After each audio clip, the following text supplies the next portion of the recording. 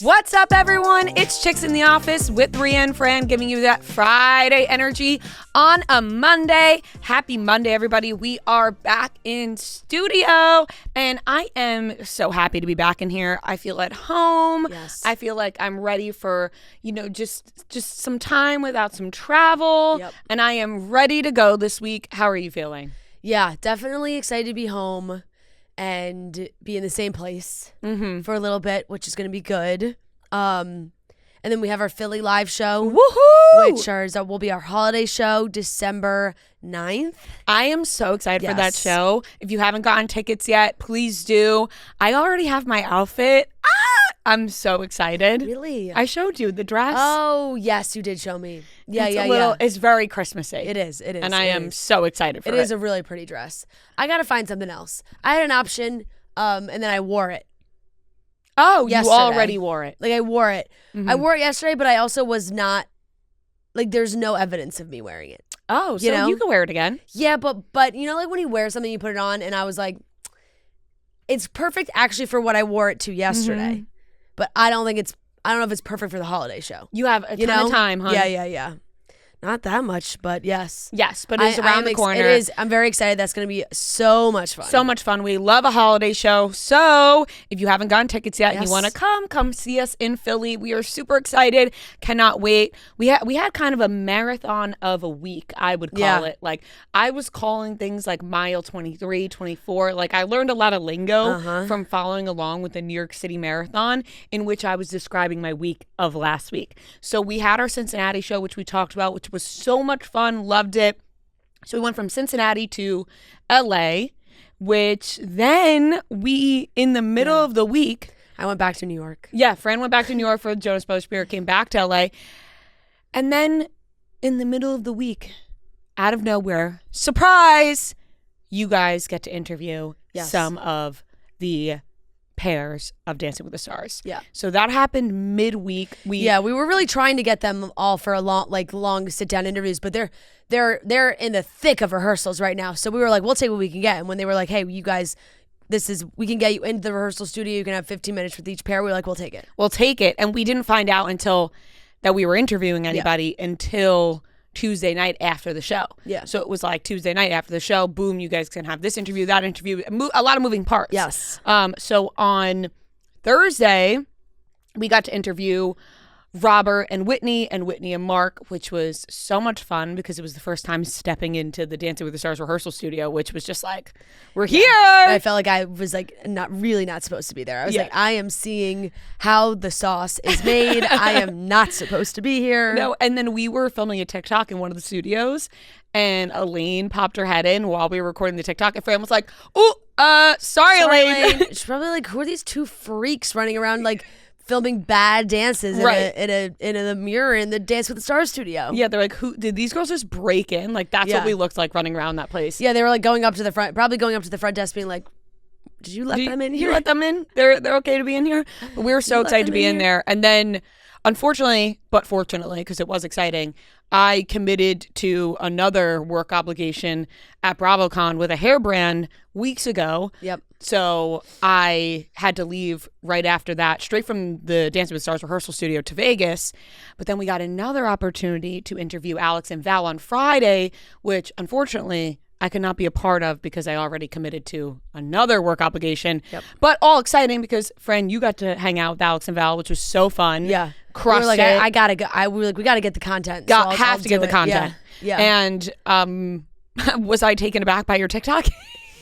Yes. You sent over that TikTok with Alix and Val. And I was like, now how did you... Raising my eyebrows at the camera. Yeah, I was like, how did you end up doing a TikTok where on my way into Val holding you? Having him, yeah. Well, let me walk you through it. No, no, I was talking to them about... I think it was before we started the interview. I was talking to them about just like being so excited to be there, and Val came on the show years ago. Twice he's been on. Twice, and sadly you've missed him twice. No, I was on the second one. The second one? The first one was a Sirius XM interview. Oh, he's been on twice. He's been on twice. Then we interviewed him over Zoom in our other Zoom. old studio. Yeah. Okay, yes, I forgot about the Zoom one because I found the old picture from 2018. that I was showing them because I was like, oh my God. And it's actually Kelly Keys is in the picture with us. And that was the deep side part. I was like, that was just like, whoa. And you know, we're just talking about how much I love the show, and he was like, oh, I gotta like, I gotta like show you a move. And I was like, oh, I got a TikTok in my mind for after. And in my head, I was like, well, I'll do, in my mind, the vision was, because it's like, the sound is like, that's my purse. And then you like say it with some energy. And so in my mind, it was like, I'm bad at dancing. And then I yell, and he's teaching me I'm better at dancing, you know? So my vision was we're like in a classic frame, and I'm like slouchy and like bad posture, and I'm like, that's my purse. And then Alix comes in and she's like, you know, stand up straight, like get it right. I'm like, okay. And then I yell it, and then I stand up. And he was like, no, let's do this. And I was like, okay. Let me tell you, when that video came into my phone, I said, what? But I loved it. It was so cute. Yeah. So fun. And we filmed some other TikToks with Robert Irwin and Whitney and the one with Robert, I straight up like had God. on repeat for like, I was the classic comment on TikTok a bit when people are like, why is this video 4 hours long? I'm like, that was me. I just was watching it on a loop. It was so cute. He's the cutest human being. He was Such cutest human being. So freaking cute. They were all so nice, and so nice of them to let us come in and take the time out of their day, because semifinals around the corner. I know, exactly. I felt bad like being like, I was like, guys, start dancing. Like this is this is the time. Noah almost took out one of our, you know, expensive cameras in the studio when we were filming the TikTok with Whitney and Mark.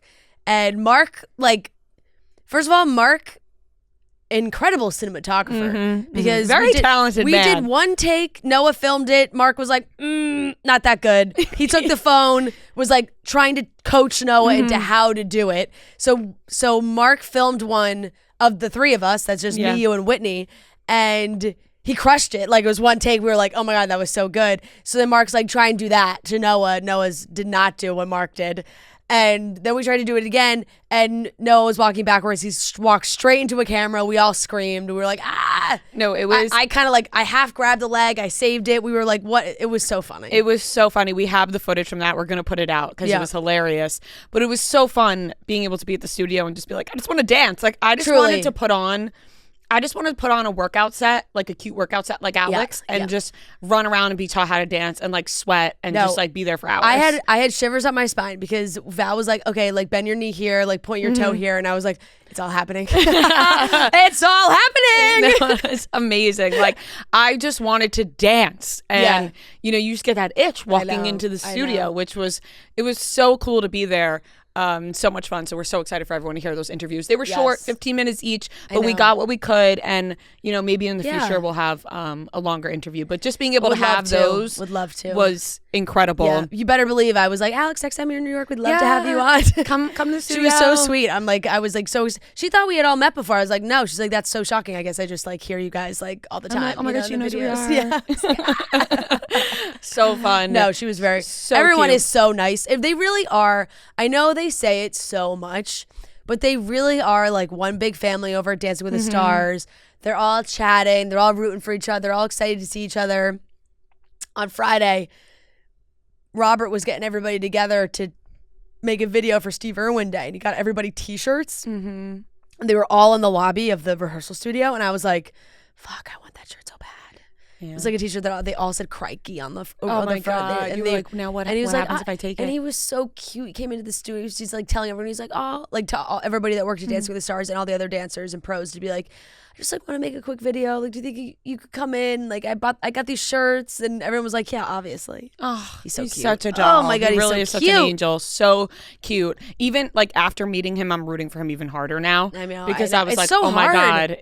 They're all just so nice and so kind. I know. I'm so torn now. They're all so great. They're all working so hard. I'm rooting for them all, which is so obnoxious. But I know. I feel like at this point I'll be happy with like whoever wins. Truly. Just because they're all working. They all deserve it. They all do. They all really deserve it. It was madness though. So then I went from Dancing with the Stars to BravoCon. Got on a quick flight to Vegas. Immediately dropped my bags off, got ready, had a welcome dinner, which was so fun. I met a lot of other people that I like follow online that I've never met in real life that I'm a fan of, which was really cool. And I was there alone, so I was like a little bit nervous, and I was like, am I being so awkward right now? You know what I mean? But then shortly that went away, and I had so much fun hanging, eating good food, having some drinks at the welcome dinner. We went to Delilah in Vegas, which I think is like, you know, considered a hot spot there of some sort. Yeah. And then I only had like one real day at BravoCon because I had to leave BravoCon on Saturday morning to go back to LA for a wedding. So I was like quickly in and out of there. So I only had one day at BravoCon, but let me tell you, we've never been to BravoCon before. So this was the first time witnessing BravoCon in real life. Yeah. Wow. Yeah. Wow. The energy that is in that place. Yeah. People are ready for whatever. By the way, the amount of screams that you hear just from like somebody getting a glimpse of a Bravo Leb. Yeah. They're like shrieking. Oh my God, I'm like so jealous because I really do. I want us to go. We should go. Well, the next time they're doing it, I think is 2027. I saw something like that. Oh, so a lot of time. Perfect. We should like host a panel or something. I know we got to start pitching ourselves. We do really because should. it was. I didn't get to see as much as I wanted to see, but I got to see enough to get a real feel for it. Yeah. And I saw the Beverly Hills panel, so I saw a big chunk of the premiere of the new season. So Rachel Zoe is on here. Let me tell you, Dorit and Kyle are no good. Watching that panel, they do not get along. They do not seem to be on good terms. Damn. Which it's sad. It is. I think Dorit gets on a lot of people's nerves this season, just from like the reaction of the cast. Yeah. Kathy Hilton is always a freaking treat. Let me tell you, she did her Labubu voice on stage. I felt my soul leave my body. I was like, what is happening right now? Also, like, I'm sitting next to people who are just, like, screaming at the top of their lungs, like, liar, liar, at whatever the women are saying. I'm like, oh, my God, this is so intense. Like, you know, at some points I felt kind of bad because I'm like, you know, these are like real. These are real people on stage. That's how BravoCon operates. It really is. Even in these panels, when they take questions from the audience, and these people walk up to that microphone with no fucking shame, and they ask their question, and if they don't get the answer, they're like, "You're not telling." Like they're like, "Tell the truth." No, it's crazy. It is. And I felt sort of bad at times. I'm like, you know, these are real people. Like, like they have when you're screaming at them on stage, like they have emotions. Yeah. But on the other side of it, you're like, ooh, juicy. Crazy. And yeah, if somebody didn't answer a question like Beverly Hills, because you know Beverly Hills is so they PR. try, I know, like they really out of the most. Most. Yeah. Like they'll bounce around the question. And the girls in the audience, they were like, you didn't answer. And I'm like, oh my God. Like I am sitting next. I'm like, oh my God. Crazy. It is like uncomfortable but thrilling at the same time. Yeah. All at once. Huge moments were happening, like a lot of rumblings were being spread, you know, through BravoCon of like, oh my God, Joe just hugged and kissed Teresa and Louis. Like Joe just hugged Teresa. Like everyone's like scrambling, like I missed it. I wasn't there. I wasn't at the booth. I didn't get to see the kiss. Like that's how I felt. I was like, you're telling me they just made up in front of people at the fucking booth and I wasn't there? Yeah. Like I was so upset to have not witnessed that because I was like, wait, maybe I could have gotten the family photo. Like in my delusional brain, I was like, if I was around Melissa and Joe and Teresa and Louis, Melissa and Joe would have roped me in to get into a group pic. It would have been like, Gia, Rhea, get in here. Yeah, like, come on, it's our nieces. Like I was like, fuck, I missed it. But that was such a big thing. But so I only got to spend like a little bit of time at BravoCon and got my hair done, and I have a video of doing that, which was awesome. And it was a lot of hair stuff, which, you know, is... Did you get to really see any actual Bravo, like any talk to anybody? Or I didn't talk. You were just go? I was just go. Yeah. I didn't get to talk to anybody really. Sent a couple texts out to some Bravo people we're friends with, but they were all like it's so security crazy. And all that. And it was a whole thing. And they are being rushed everywhere. And it's let me tell you, madness. It is madness. I had a couple of our listeners come up to me, which was awesome because some people had just been at some of our live shows recently, which was really cool. I had a father and daughter come up to me, which was so funny because she was like, yeah, I'm here with my dad. And my dad was like, not my dad. The dad was like, I love Southern Charm. I was like, this is amazing. And he was really sweet. He was like, you and Fran. Like it was really nice. That's nice. So I loved running. I actually because I was alone for the most part. Well, I was with a couple people on this brand trip, but Yeah. a lot of, like, when I was at BravoCon, I met up with Emma, who comments by celebs, Yeah. for a little bit, and then I had to escape and go back to get ready for something else. And I was walking alone at one point, and I was like, oh my God, I'm fully alone right now. I'm nervous. I'm scared. But then when our listeners were coming up, I was like, oh my God, I feel at home. I'm like, Yes. yay, you're right here.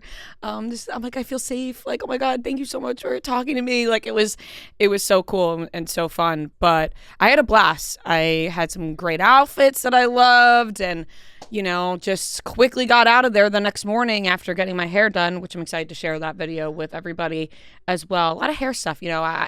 People, they talked to me about my hair, so I was excited to get into the hair game. I was very excited about that.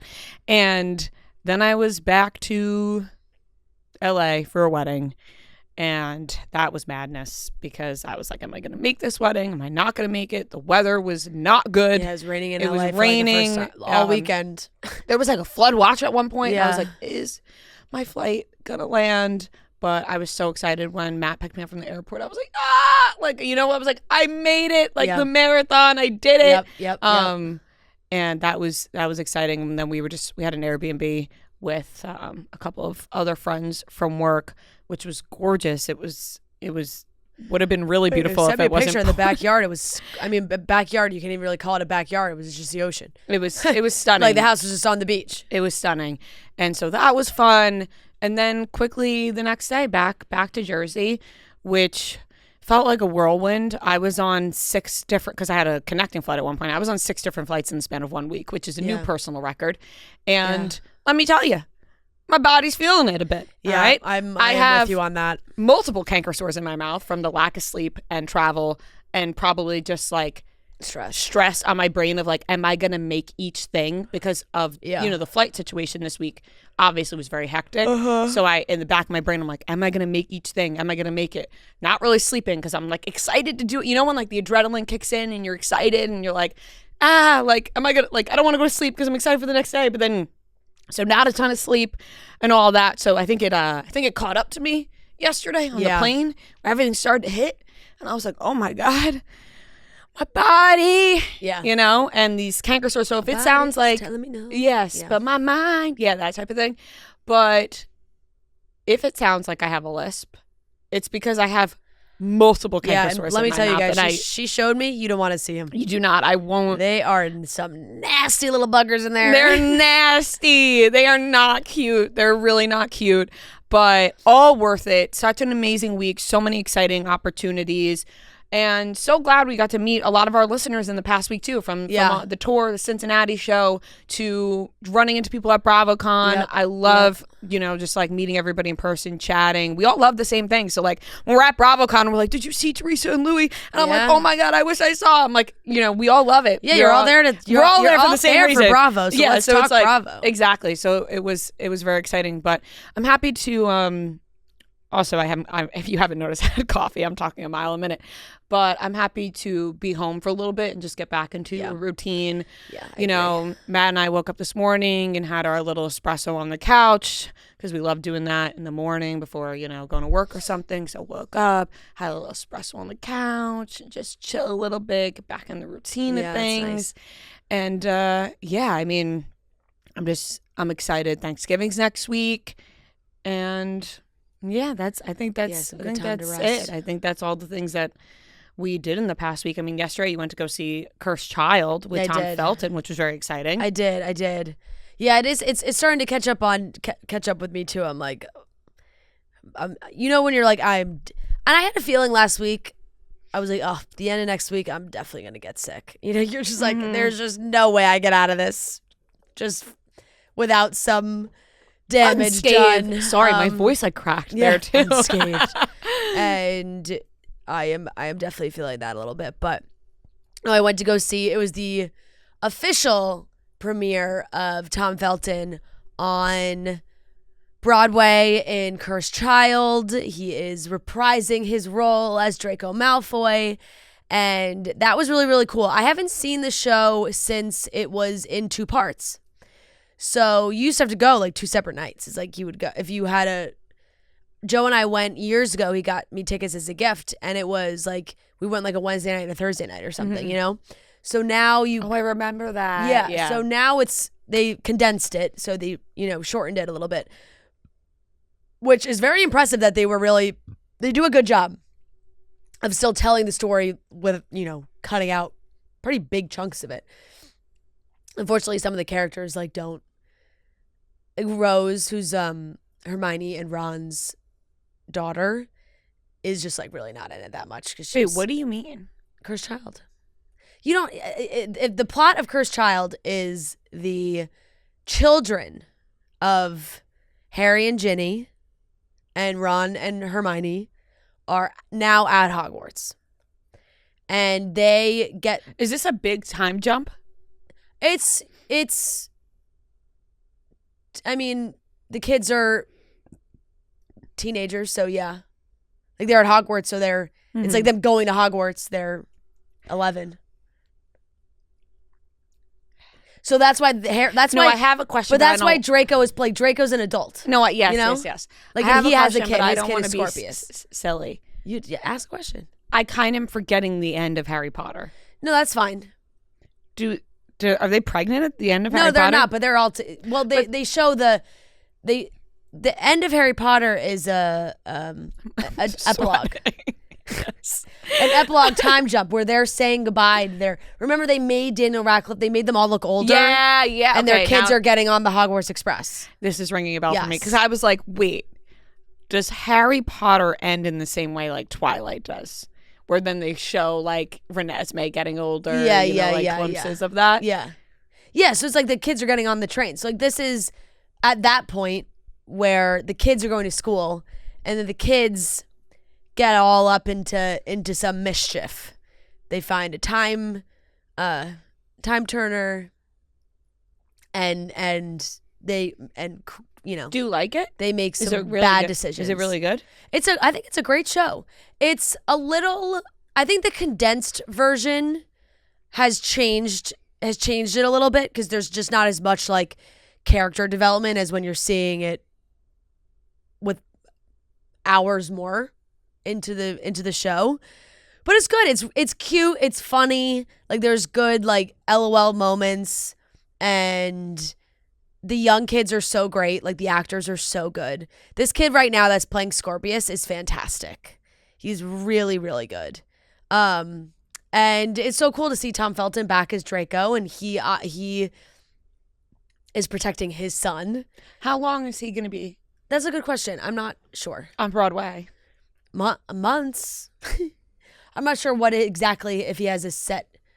I don't know the exact timing. I forget. But it was like the year 7 premiere was Sunday because now the show has been on Broadway for 7 years. This is the 7th year that it's.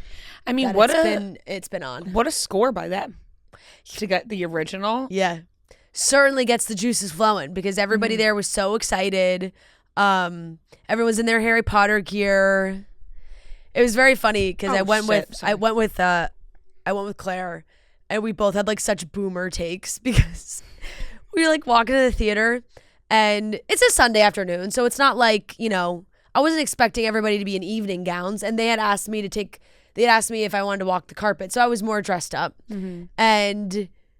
So what you said? There's no evidence of you wearing. Well, there's no pic. I don't know where the pictures are. They're like not on anything.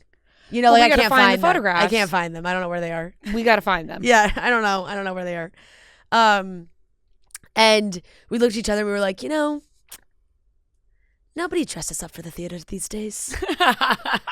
We're like, look at all the and granted, it is like I know people love to show up to Cursed Child very much in Harry Potter gear and merch and all those things, but I'm seeing jeans and sneakers, and I'm like, this is Broadway. You can't wear jeans and sneakers to Broadway. This is Broadway. No, but it was a lot. The theater is so cool. I forgot the Lyric Theater where they do Cursed Child is so cool because it's very like Harry Potter themed.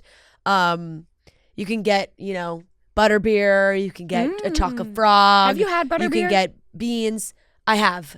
What's your thoughts? It's sweet. What does it taste like? Like popcorn kettle. Corn. Yeah, like a cream soda. Have you ever had a cream soda? Of course. Yeah, like kind of like that. That's how Is there alcohol in it? No. Huh. Imagine I've been drinking butterbeers thinking they're not. I'm pretty sure they're not. That's a great question, though. Non-alcoholic. No, I don't the think there butterbeer sold at Universal Studios is non-alcoholic. Yeah. So That's what they serve everywhere. while the original Harry Potter books suggests a very slight alcoholic content. Yeah. Oh, yeah, it's just a sweet butterscotch flavored soda. Yeah. Okay, that makes Like it really does have like a very, cream And it's soda. good, but at the theater, they had frozen butterbeer. Oh. Lots of, and you know what It's they do? cold. You know what they do now? They deliver concessions right to your seat in that theater, which is very cool. You sit right down, you scan a little QR code, bam, 2 minutes, all the stuff's right there. Boom. I know. But it was fun because there was a lot of people there. Jason Isaacs was there. Mm. He was sitting a section over from me. Did you think about saying hi? I did, but I watched a couple people approach him, and he was very much like, "So nice to meet you. Move along," Not in a rude way, but I think they were maybe asking for pictures. Yeah. I think he was like, "I'm not, I'm not doing that today. which is fair because he was sitting, and it's like if he were to stand up and take a picture, it would have drawn a lot more attention to him. Because I think a lot of people didn't even realize he was sitting right there. Like it was very like I didn't notice until intermission that he was sitting right there. makes When I sense. turned around and went to go to the bathroom, I was like, "Oh, Jason Isaacs," which I just thought was so sweet. Like he's there to support Tom, and Tom was on the carpet talking about now he feels that relationship with the young actor that plays Scorpius of like having that father-son relationship, which was so sweet. And Tom did a great job. Got his scared Potter line in there, which was amazing. Ooh. Everybody freaked out. Everyone was so happy to see him. He was very teary-eyed at the end when they were all doing their bows. I think he's just like, it's just very exciting. And it was fun. I don't know. And I know I showed it to you, and you have not seen them, but everybody's algorithm is different. There's like the show Recess Therapy on TikTok that they have all these like really adorable little kids. And Miles is one of them, and he has this little voice, and he's so cute. And he interviews like massive celebrities, like massive celebrities. And he's gotten to talk to some very famous people, but he was maybe with friends or siblings, and mom, I don't know who he was with, but like he walked down the aisle, and literally Claire and I went, like I was like, Big celeb. I think we reacted more to seeing him than we did Jason Isaacs. I was That's like, so funny. Like I was like, oh my God, it's Miles from Recess Therapy. And then we heard his little voice in person. We're like, oh my God, his little voice. And then we were like, oh my God, we are so chronically online. Oh my God, no, it's so cute though. But no, he was adorable. So it was so much fun. A lot of fun people there. So excited for Tom. And yeah, it was just like the week continued. Then the Eagles won on Sunday night. Yeah. It was a slow game. I mean, the Eagles defense looks fantastic. Offense, not so much. But it was a big win regardless. Very windy in Philadelphia. So, things just keep on coming up. Fran, if I could get rid of this sore throat, man, we'd be really unstoppable. I am going to see the Jonas Brothers Prudential Center tonight. Dude, you literally just before we started, you were like, I'm really getting sick. I Like know, my throat I know, really I know. hurts. Well, now the problem is I'm I like only just looking have out to- for you. Is I like have to go. Literally right before we started, you were like, I know. I'm getting really sick. Like my I could throat I know, I could hurts. tell. Like, I really Yeah. don't feel well. Yeah. And Yep. then you're just gonna go to the concert? Yeah. Yeah. I am. Well, I mean, you got to top off the week in some way, Yeah. I guess. I mean, you started the week with the Jonas Brothers. Well, It's here's only the right thing. that you end it with And the Jonas and- Brothers. But at the and- same time, I'm worried. I'm know. worried But we're that going- you were literally just talking about how sick you were right before we started. we're going with game time. So it's like I have to go. It's commitment made. Right? Yeah. Tell yourself. Well, I'm bringing other people that if I don't like, then Right, you have- then then I'm you're screwing letting- them out to go. You You're know, letting other people down. yeah. And I'm excited anyway because they announced that 5 Seconds of Summer is playing with them tonight, which I don't know. They pulled that one together really last minute. It's a little bit of a scramble because I think All American Rejects Yeah. He heard have his voice. his voice is fucked, Mm-hmm. and he needs a bit of a break. So I think that they have been, Which is going to happen to you if you don't. yeah, you don't no, get some rest. yeah, no, that's probably true. That's probably true. I'll just be humming tonight at the Jonas Brothers. Yeah, that'll be me. I'm very excited to see all the signs that people make because people have been making some dirty signs. Let me tell you, they're very dirty. And we have fantastic seats. So I'm assuming there'll be a lot of signs around me. But yeah, 5 Seconds of Summer. I'm excited to hear them sing, she looks so perfect standing there. And her perfect? She looks so pretty? What's the word? She looks so pretty. She looks so pretty. I don't know. Standing there in her American Apparel underwear. I think it's pretty. And I don't. Perfect. Perfect? Never mind. It's perfect. I was right the first time. Should have trusted my guy. Yeah, you should have trusted yourself there. Snooki was there last night. I saw. Which was that's a big New Jersey get. Yeah. If you can get Snooki to show up at a Jersey event, that's a big get. Yeah, I think that's everybody's dream. If it's like you're doing an event in Jersey, we got to get Snooki to come. Mm-hmm. I also love they brought this TikToker to one of the other shows that they did. Maybe the Mohegan Sun one. This kid who's been doing Nick impersonations. He's been doing Nick and Joe, and they've been very funny and very spot on. I saw, yeah, very spot on. They brought him to one of the shows as well. They made a video with him as well. And in my mind, I'm like, you guys don't want to make a backwards video with me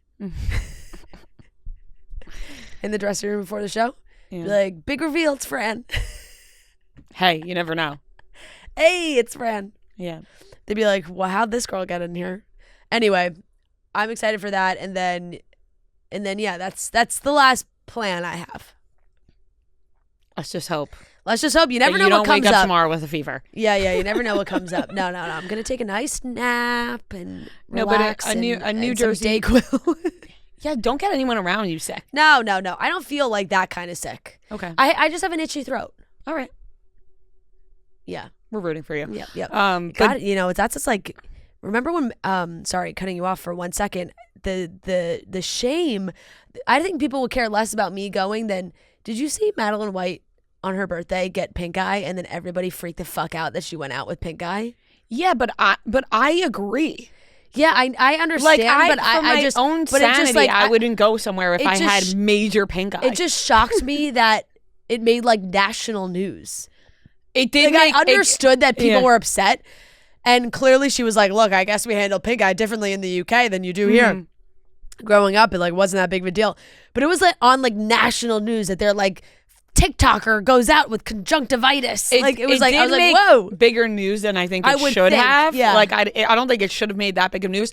My thought was like, okay, yeah, you don't want to spread pink eye. I get that portion of it. Yeah. But like for myself, if I had pink eye, I'd be like, I'm not going anywhere. Yeah, just because for like sure. Pink eye can hurt. It can be gross. Yeah. Like I think I'm just gonna sit this one out because I got pink eye. I don't feel like putting makeup on. I don't feel like getting dressed. Yeah. I mean, if you get pink eye, which I have, knock on wood, have not had in I don't even know years. You only have 130th birthday though, you know. Yeah, but you just get celebrated like a different weekend. Yeah, but it was the whole concert. It was like Loud Luxury. It was the whole thing. Yeah, that's true. It was only one. It was like one night, and I think it was EDC. It was like something kind of like sick that I don't think she wanted to miss. But yeah. Fair. You slap some sunglasses on, you go about your day. But right, you just gotta be real careful. Yeah, you gotta be very careful. Not touch your face. Can't touch your eye. Really can't touch anything. Don't touch anyone. Don't touch anything. But it was funny because they were like, I saw people being like, everyone's mad at Madeline. What about Andrew getting pink eye in the first place and then spreading it to her, which is her husband, so obviously it makes sense. It's hard to not spread something from your husband to your wife. But that made bigger news. Yeah, there's just like made national news, and I was like, oh, I understand people on TikTok being like, oh, what's happening? But when I saw like Fox 5 reporting on it, I was like, why? Yeah. Slow day? Yeah, this is big news right now. Yeah. But yes, I mean, Jonas Brothers in Jersey, it does get better than that. So no, it's I understand. exactly. You got to see it. Greens from our hometown. Yeah, it's true. This is the Greens from our hometown tour, so you got to be at the hometown show. All right, let's get into the rest of the episode. We're going to be talking about things that happened at BravoCon that were big news in the Bravo world. We also have the weekly watch report, and we have our great interviews with the Dancing with the Stars pairs. You know what we forgot to mention? We've just been having like such a lovely time catching up. Is Noah's not here? Yeah, I honestly totally forgot, which now I feel bad about. Noah is not here because he's at jury duty. So if we went through that whole thing, I was like, oh, we just didn't mention that Noah's not here. And honestly, was thinking about weekly watch report that reminded me. Thank you for, yes. Yeah, we have to address So yes, Noah's at jury duty. He tried to get out of it. And apparently the lady laughed straight in his face. Yes, which I think makes sense after the long debacle is he's had with jury duty of getting out with it, where they were like, you better fucking show up the next time. And now he went and tried to get out again, and they were like, absolutely not, kid. So he's got to do jury duty, so he will not be on Weekly Watch Report, but you just get Fran and I. Yep. Just a girl's day. Yep. Just a girl's day. Just a girl's day. All right, let's get into it. Like I said, BravoCon Weekly Watch Report, and a great interview that we combine all together. So it's like 45 minutes, 15 minutes with each pair, with the Dancing with the Stars pair. So let's get into it. Head home for the holidays with Abercrombie. Their latest winter collection has all the pieces to keep you put together through your busiest season. Their new matching sweat sets are the perfect travel outfit. I had a matching sweat on today, matching sweat set, and they're just absolutely perfect. Throw on a Monday morning when you're traveling. A lot of travel this past week, so a lot of Abercrombie sweat sets in the rotation. And then when that hometown calendar fills up, you got the cozy sweaters and Abercrombie denim fit for every occasion. And then we're working out in style with the YPB, aka your personal best brand of activewear, my favorite brand of activewear to work out in. It's so comfortable. It has that amazing Sculpt Luxe fabric that just makes working out comfortable and fashionable, which I love. So from family dinners to festive night outs, keep the chaos cute this season in Abercrombie. Shop in the app, online, and in stores. Abercrombie drops new arrivals every week. Shop the latest in their app, online, and in stores. There was a lot happening at BravoCon this past weekend, but the main story that we were excited about or want to talk about was the reuniting of Melissa and Joe Gorga and Teresa Giudice and Louis. Yep. Now, here's the thing. There was a lot of kissing and hugging and smooching and da-da-da and a lot of sucking up going on. I still can't believe I wasn't at that fucking booth. Like, that will haunt me, okay? Yeah. I had aunts texting me, like, did you witness this? And I was like, unfortunately, I did not witness it. But if you were there to witness it, then brava to you. Seriously. And I am insanely jealous. But they were asked multiple questions about them reuniting. Originally, they were going to, meet up the four of them and have a discussion. Then Teresa was like, what if, I just want to meet with my brother. Teresa and Joe, they met up at where their parents were buried. So it was very emotional. Yeah. And then from then on, we got Teresa saying Melissa's the best dress of the New Jersey cast. Always the most beautiful at the reunions. That she adores and loves her sister-in-law. They were asked if they're going to do holidays together. Melissa, a little bit more real on this front. Melissa was like, we haven't discussed holidays yet. Maybe we'll do a dinner. Melissa posted pictures of them and being like, don't judge. Yeah, just support. Like, literally just like, shh, don't question. Don't question it. Just support. Just let it happen. Just let it happen. I think, and Andy was asked about this and he talked about it, where he said he told them as a group, they need to do this off camera, not for the show, not for the cameras. So that's what they did. Yeah. Now, but it's still. Do I? It's like. Right. They something they had to do if they do want to be on the show. They unveiled it at BravoCon. Yeah. Which to me. Yeah. Do I want this family to just want to reunite for the sake of being family? Like, this is a brother and sister we're talking about whose parents have passed. And it's a very emotional thing. To then hear that Andy was like, you guys got to make up off camera to be on camera. I'm like, right, or it's like you need to be doing this and it needs to stick. It's not even like you need to do it and then we'll pick up cameras right after. It's like you need to do this and we need to see it stick. And I'm just like wondering how that lunch goes, because it's like, all right, guys, if we want to get paid and we want to be on TV, you better suck it up and smile as brother and sister. Because what do you mean? Teresa is up there going, Melissa always looks the best and I love and adore my sister-in-law. Since when do you love and adore your sister-in-law? Like, just immediately jumping into that, I'm like, is not real to me, because you can be like, you know what, I'm happy to be reunited and it's one step at a time and we're getting there. That's real. Yeah. The immediate, I adore my sister-in-law. Yeah. No, you fucking don't. Yeah. No, you don't. I'm sorry. And listen, do I love this crazy lunatic family? Yeah, I do. I eat it up every time. I want to fucking watch this family who are the core of Jersey Housewives. I want to see this mess. I do. I'll eat it up, you know? An Italian family who gets into fights and comes back together. I've seen this film before in my own life. You know what I mean? You root for it. But you just know. You just know that something could just be around the corner once again. For sure. And it does feel like it's like, oh, this is all good, objectively all good. And we want this to happen. And I always felt like this way, especially for the kids, like all the cousins, you know, for like the cousins to be able to have each other and be in that space together. But right now it does feel like, you know, reunion with a little asterisk on it. It's like reunion, but, you know, there's been a lot of back and forth with Jersey. I actually love what Dolores, like Dolores was like, this better be the last time. Like Dolores was like, we can't do this again. Like just like. But then what's the show? You know what I mean? Yeah. Like what is Jersey Housewives if we don't have them bickering a little bit? Or can we have. There's a difference between them bickering and like still being family, then it got to the point where like they wouldn't even be in the same room together. And if that's the case, you don't have a show. But if there's, because no matter what, that I will, Louis to me, just a bad news bears. So wherever that guy goes, I think trouble follows. So if they're back on the show, like something's going to happen with him. I also could see maybe there's a world where Teresa and Melissa team up on somebody else together. You know, that would be entertaining. That would be. If we can get Teresa and Melissa on each other's side and then they're fighting with other people. Right. Like, all right, then we got a show there. Right, all of a sudden they're the two united fronts. But like for family's sake, I do want them to be reunited and I want this all to be real. And, you know, we can pretend to be naive for a little bit and be like, oh, this is a great reunion.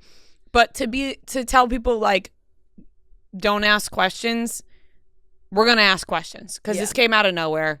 You didn't go to the wedding. You guys fucking hate each other. You don't even want to be in the same room. Right. All of a sudden, you love and adore your sister-in-law. So I just have a couple questions about it.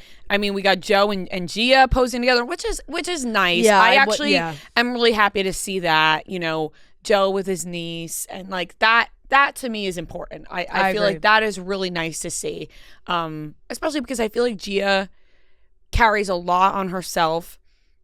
And we saw it on Special Forces this past season that like she puts a lot on herself because her parents went to jail and she's the oldest sibling. She had to grow up fast and take care of her family and like always be like looking out for her mom or whatever it is. So I think that's really nice for Gia and Joe. But, you know, you just raise your eyebrows a little bit.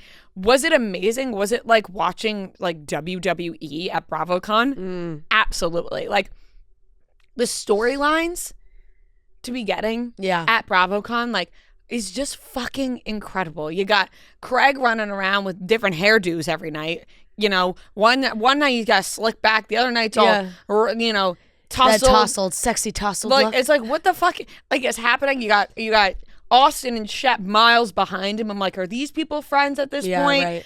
Right. Amanda and Kyle. I want to talk about that. Yeah. So, news hit last week, right before BravoCon. Right before. Obviously. Very suspicious timing. That, and I really want to apologize for maybe the mouth going on right now. I really sincerely apologize. I am battling these canker sores. So once again, you really I'm do sorry. Sound fine. Okay. I'm hyper aware of it right now, and I want to make sure that everyone listening is okay. This came out right before BravoCon, and they said that Amanda and Kyle were not living together. They're living separate lives. Like sources said that they spoke to Page Six that they've been living separately, but they're together. But like things are, you know, rocky. And here's the thing. They can lie to us all they want at BravoCon and be like, yeah, we're still together. Oh, we're the same Amanda and Kyle. We just have a lot of problems and it's always rocky. And like, is there, you know, doesn't the spark go, please get a divorce. Like, I'm sorry. I have to be so real with how I feel about the two of them. If it's always hard for you two to be together, don't be together. There's more to life than that. You know, like, why are you both suffering in a marriage that does not fulfill you? That to me is bizarre.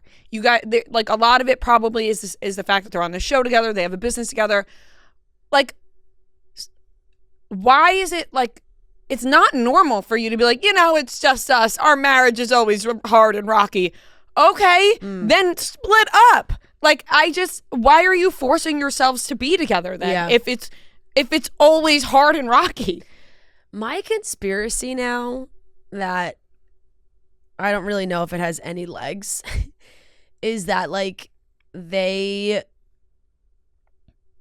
on their own come into some kind of agreement that they're going to let the world think that they're rocky in order to have storylines on the show. That's bizarre. That's a bizarre way to live then, if that's real. I know. I don't believe that. I believe that they are rocky. Yeah. And I believe that but it's just like they just so happen to be filming this new New York City show, and it's like the timing of all that. That's and a crazy way to live. For them. It 100% is, but I just like kind of think that that's how Kyle's been living his life for like the last 10 years is like, but like via like don't you want to being be on reality TV. Get it? No, like, I 100%. I think so too. If it's that, or even if it is the fact that they are rocky all the time and their marriage is super hard, like I just don't understand. Like you guys have been trying to figure this out for years. Like be free, Amanda. Be free. Yeah. You would thrive without Kyle. You would thrive. I just want her to know that, and maybe she does know it. I hope she knows it, and maybe she does love him. I'm sure she does know it. I think she just loves Kyle that much, And it's like, ugh, but is it worth like living your life like in a marriage it's like that? Like I don't like. Yeah, I know. It's very. It's not supposed to be that way. It is very concerning for 100%, and like we could not be bigger fans of Amanda. So it's just such a big fan of Amanda. I know. Just like really, it's crazy to watch it all happen. Even at the Summer House panel, I'm like they're sitting on it far. I'm looking at I know everyone was doing this too. It's like look at their body language. So watching them on the couch, I'm like they're sitting so far apart from each other. I'm like Sierra and Carl are sitting closer together than Amanda and Kyle are on their couch. And even in the interviews, but then Amanda's at all Kyle's events. They're DJing, like she's supporting him. She's there for everything. So I don't know. But then you get like the cast interviews, and they're like, "This is the Amanda and Kyle we always know," and it's like, I know. But is that let okay? Me tell you, like Lindsay sells that story. So I saw the video. Lindsay on the carpet, like she can sell anything. Like Lindsay is very convincing. She's good, and like so she's like, oh, they're fine. Like it's Amanda and Kyle, like they'll work it out. Like it's they have it's fine. And then like you get Wes and Jesse, and they're like, yeah, it's. I don't know.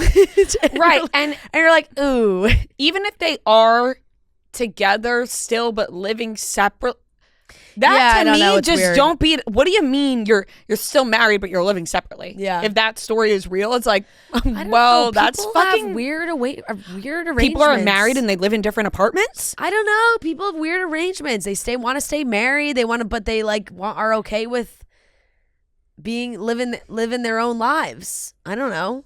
People are weird. It's like people who.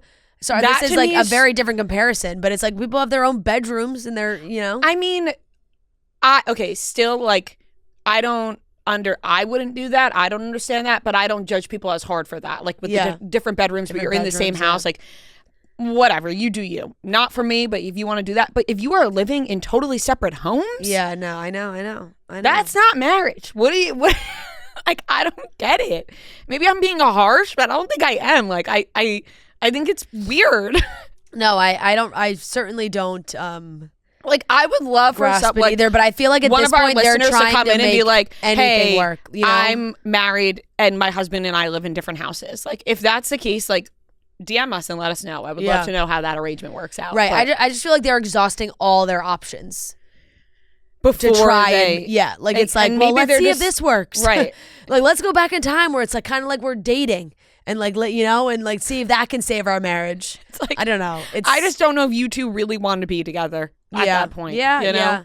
I know it is interesting for sure. And I do feel bad for them because the timing of that story coming out was obviously, like on purpose by whoever source or whatever insider. Yeah, I wonder who did that. Decided to speak to Page Six. Who's selling? Oh, that was a funny one. When Lisa Barlow was like, "Who's giving stories to the media?" and the crowd just yelled, "You!" Oh God, poor. Lisa Barlow gets getting hit in a lot of directions right now. She is. Salt Lake City's so good right now, though. I will say. But yeah, no, they No, there's a lot of funny moments for sure. That drama is always like the younger people always seem to have a little bit more drama. The actual housewives are so funny because it always feels like their drama at BravoCon is like which housewife wasn't nice to them. Mm-hmm. It's like, oh, well, I met Kyle and she was kind of rude. And like that's their drama. Like Stacey from Potomac was like, Kyle wasn't that friendly. And Kyle's like, I don't know who you are. Like that's always their drama. And the same with Stephanie from Miami said it about Rachel Zoe. And it's like, yeah, Rachel Zoe has no fucking clue who you are.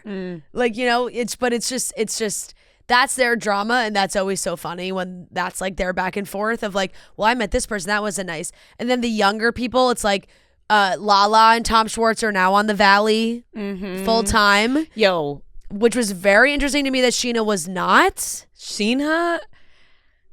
Lala was like, don't even get me started about that one, about Sheena. So I don't know what happened there. And then there were rumors that Sheena got into a physical altercation with somebody from Southern Charm. I know. That was on Dubois, and then she very quickly commented and said that wasn't true. Which, like, I 100% believe that is not true. I don't know. For someone that knows Sheena, and I feel like I've hung out with Sheena enough times to know, like, I cannot imagine Sheena, like, physically getting into a fight with someone. She did it with Raquel. Yeah, but that, I mean, warranted there. No, definitely, like, it was warranted. Like, yeah. Like some little argument at BravoCon, I don't see her like throwing a fucking punch backstage. Listen, you never know what could happen at BravoCon. You never know what could happen at BravoCon. You never know what would happen. But that was a weird rumor that was going around. That was definitely a weird one. Sheena not being on the Valley, but Lala and Tom Schwartz are. I'm like, what? I know. And then like here? Kristen was trying to say that maybe she was talking to production about it. I'm so hot. I have to take my sweatshirt off. Sorry. Yeah, was talking to production and things like just didn't work out with that. I don't know. It was very confusing. I would love to have a firmer answer from Sheena on that. Also feels like maybe there's a little bit of drama between Southern Hospitality and Southern Charm.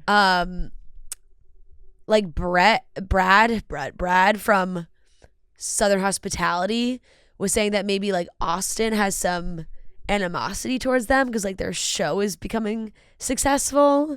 And then Leva was also asked about how like at the end of one season of Southern Charm when Craig was all pissed off at Leva, like and then Southern Hospitality was announced and Craig was like, you're making this party about you. Was it because Leva was, you know, talking about Southern Hospitality?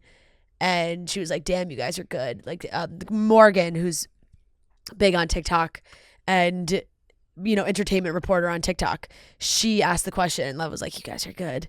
And then she was like, you should be a real reporter. And I was like, she is a real reporter. It's her job. Like, that's literally what she does. What she's doing. And then, oh my God, one guy asked Emma from Southern Hospitality, like, about Will cheating or if, like, because I guess Will's off the show now.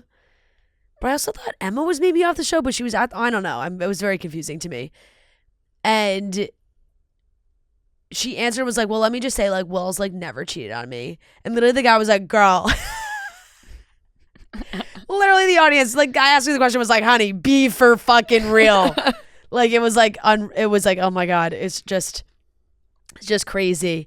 Carl said, like, maybe he had some interest in Vanita, which actually makes a lot of sense to me. Like, I thought about it for a second and was like, these two really could maybe work. He has said that before. He has. So I think that they maybe hung out a little bit at BravoCon. And it seems like Carl and Lindsay are in a good place, which is nice. There's a lot of people in the comments rooting for them to get back together. I was like, I don't know about that one. Yeah. But it's nice that they can like be friendly and support each other and like have that. That was nice.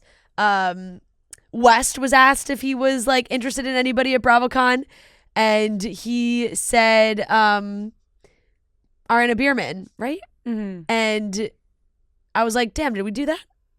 We did at our live show. We put her up on the on the and he was screen. like, who is that? And we were like, and now he was like, he's interested. He was like, I met her in real life. She's gorgeous. And then he did the same thing. He was like, how old is she though? I was like, she's like 25 at least, I think. Yeah, you know? that whole thing happened at our live show. I was like, we did the whole thing at our live show.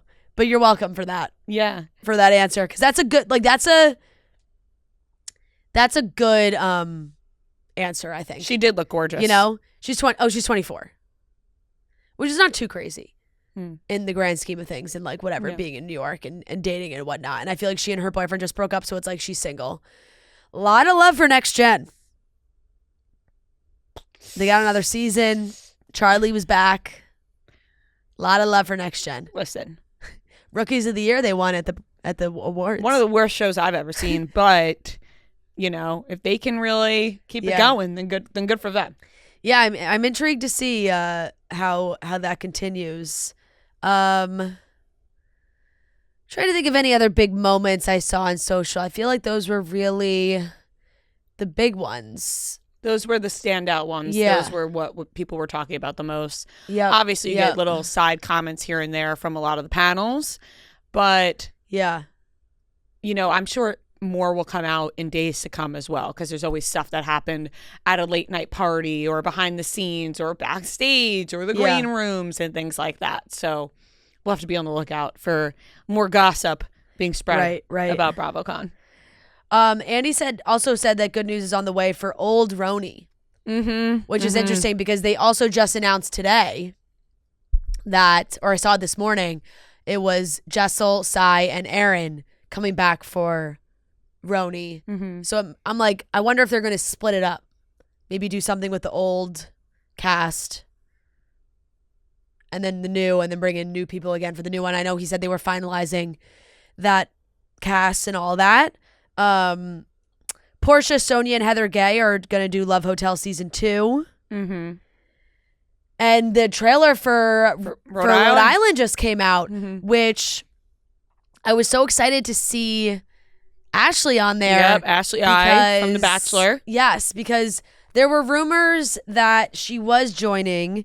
There were some like videos of her and Jared filming, and I think they weren't sure if she was like official cast member or friend of, or what her involvement was. She's very much in the trailer, and it's like these girls that have probably known each other for a long time. Looks like there's a lot of family dynamics as well with these. Looks like we got some Rhode Island Italians in the mix. Oh yeah, big time. I was getting major Jersey vibes from this cast, and then they were like, Ashley's the new girl. She's not from here, but she's going to be involved in it too, which I was so excited because I saw her at the Jonas premiere and we were talking about all this shit, and then as me and Gia were leaving, I was like, oh my god, I didn't even fucking ask you about Rhode Island, and she was like, you'll see something soon, and I was like, I know, it's so very exciting. And also big shout out to Haley, our girl, our makeup artist and dear friend, did Dolores's makeup for a lot of Rhode Island. So excited to see that beautiful work on our television screens. Man, the girl that Dolores is friends with,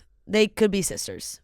They look very similar. That makes sense. They look very similar. So yeah, so many like fun announcements, big news. I'm excited for Rhode Island, and Beverly Hills is soon. And that was that. I feel like that was it. So good. Andy hated his panel the first day with Jeff Lewis. Oh yeah, because which is fair. Jeff was being annoying. Jeff Lewis can sometimes be a little out of control. The comment that Jeff Lewis made about Monica, was so out of line and so inappropriate. Insane. And like, I was truly shocked with just like, with everything in the world and him saying that. Like, that was just crazy. So really fucked up, really inappropriate. I'm sure Andy was not happy with him behind the scenes. I would be so pissed at him. I'd be like, what the fuck is wrong with you? Yeah, he alluded to his interview with Call Her Daddy where Alix had asked like who would succeed him, and he was like, well, one, I'm not going anywhere, so you know, but if I had to, he mentioned Jeff, and then he mentioned Jerry O'Connell. And when Jerry asked a question from the audience to Andy, Andy brought that up, and he was like, but now Jeff's out, so you're you're in. Very fair. But yeah, no, and I'm trying to think of if Andy like kind of teased anything else. Really feel like the Jersey stuff was the bigger thing, that they're like not in a rush to get cameras back up. He was like, look, there's certain shows you be grateful they went for so long. He's like, you know, the old Roni, like we had 13 amazing seasons. Be so grateful that happened. That doesn't mean it has to continue forever. And I think we're going to see that with whatever new things that they have going on with Roni, and same with Jersey. It's like, we would rather keep the cameras down for a little bit and try and get it right and hope that Because I want to makes get out. real stuff. I don't want to get fake, Exactly. Oh, we reunited, da-da-da. Like, give us the real shit. Exactly. All right, that wraps up BravoCon. Batiste is the award-winning #1 dry shampoo, #1 in the US and in the world. You can instantly refresh your hair with Batiste. It absorbs oil and grease for cleaner looking and feeling hair with added volume and texture. After we record today, I'm going to go head out and get a blowout for the week, and I will be refreshing my blowout all week with Batiste Dry Shampoo. It's great on your hair, it's easy on your wallet, and you can get the blowout look without the blowout price. Batiste works better than the next leading competitor and brands that cost up to 2 times more. It's a cult classic for a reason. When you step into your friend's home, you say, hey, you got some dry shampoo? They're pulling out that Batiste. Buy Batiste Dry Shampoo online or in-store at your nearest retailer. All right, let's get into the Weekly Watch Report where we talk about the things we watched this week. Weekly Watch Report on Monday, Weekly Watch Report on Monday, Weekly Watch Report on Monday, Weekly Watch Report on Monday. Well, it was a little deeper than usual. Yeah. I feel like the cake story you gotta get to. It's gotta get really deep. If you move your tongue less, it just goes deep. Very deep. Secret Lives of Mormon Wives. Season 3. Watched the entire thing. Show's so How fucking about you? good. I actually have 1 episode left. Fuck. It's Okay. all right. I don't care if you want All right, because the finale, like a weird thing. Spoiler alert! If anybody, I was gonna say watched. spoiler because it was all 10 episodes all out came at out once. this weekend. Yeah, And I watched them all on the plane yesterday. Spoiler! I can't believe you made it. I can't believe you watched all of them yesterday. I'm so impressed. I did. I watched them all, and then I didn't watch them all on the plane. Yeah, but then no, I got home and watched them all. Yeah. I just felt like I had to because when I posted on my story that I was watching, people responded like, "Please watch them all." So I was like, "Okay, well now I feel like I have to watch them all." I know. I made it all the way to I made it all the way to 9, and then it was like I watched the end of 9 last night after the Eagles game, and then I was like, I need to go to bed. Did you see the weird thing in the finale with Taylor and Chase? No.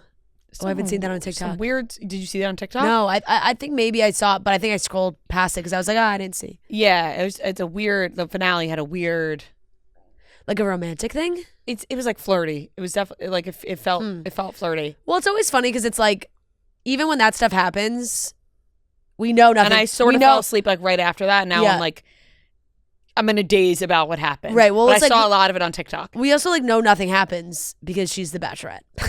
Like it's like, yeah, maybe something happened at the time, but not now. Like you said, she's going to be the Bachelorette, so we know that right. nothing Like nothing is coming really out of that. happening. But if I have to hear Marciano's name, one more fucking time, holy shit. Yeah. I can't stand this guy. Yeah. First of all, what do they even see in him? Why is he breaking Mom Talk apart? You know what I mean? I know. I don't understand it. We don't have to harp on that, but I don't, like, he's a douchebag. Like, you know what I mean? Like, he he doesn't even have an appealing personality, in my opinion. I feel like he's so douchey. But it was revealed that Jessie had exchanged 2 kisses with Marciano and what she calls an emotional affair with their texting and whatnot.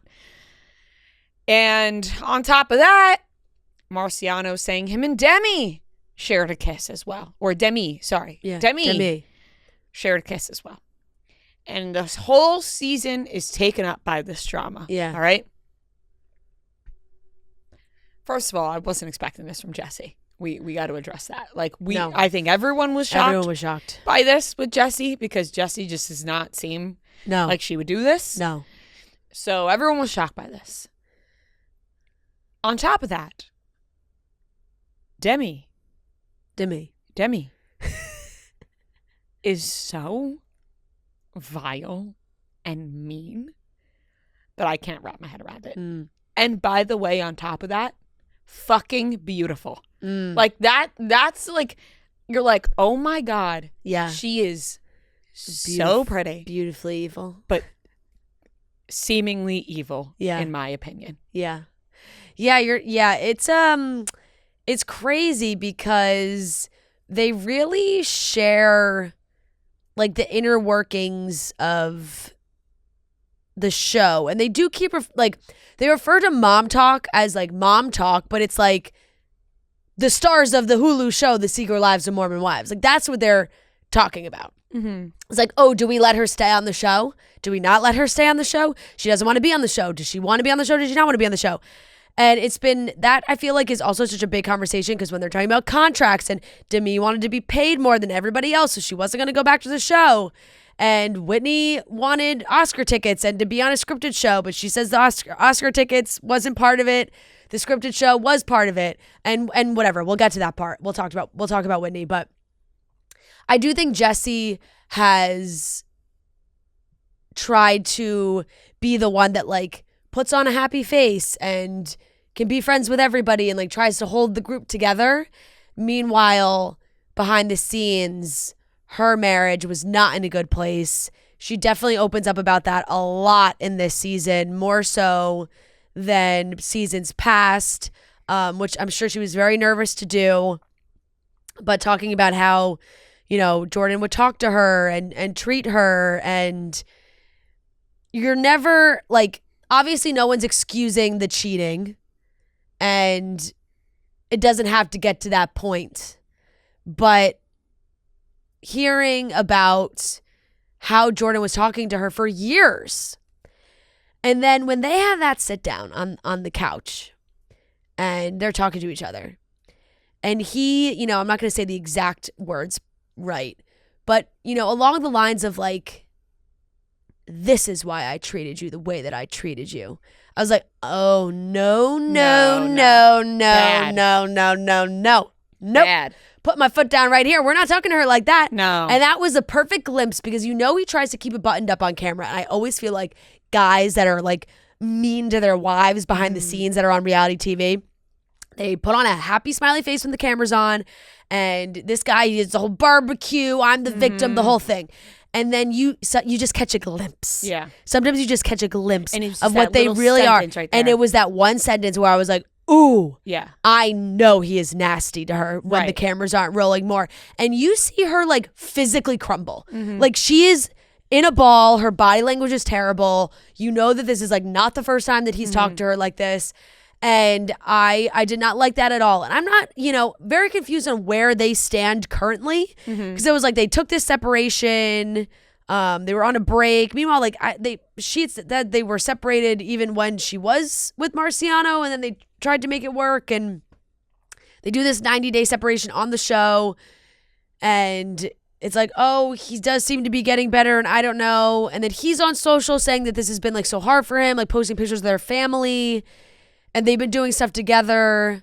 But she changed all of her social names off from his last name. Yeah.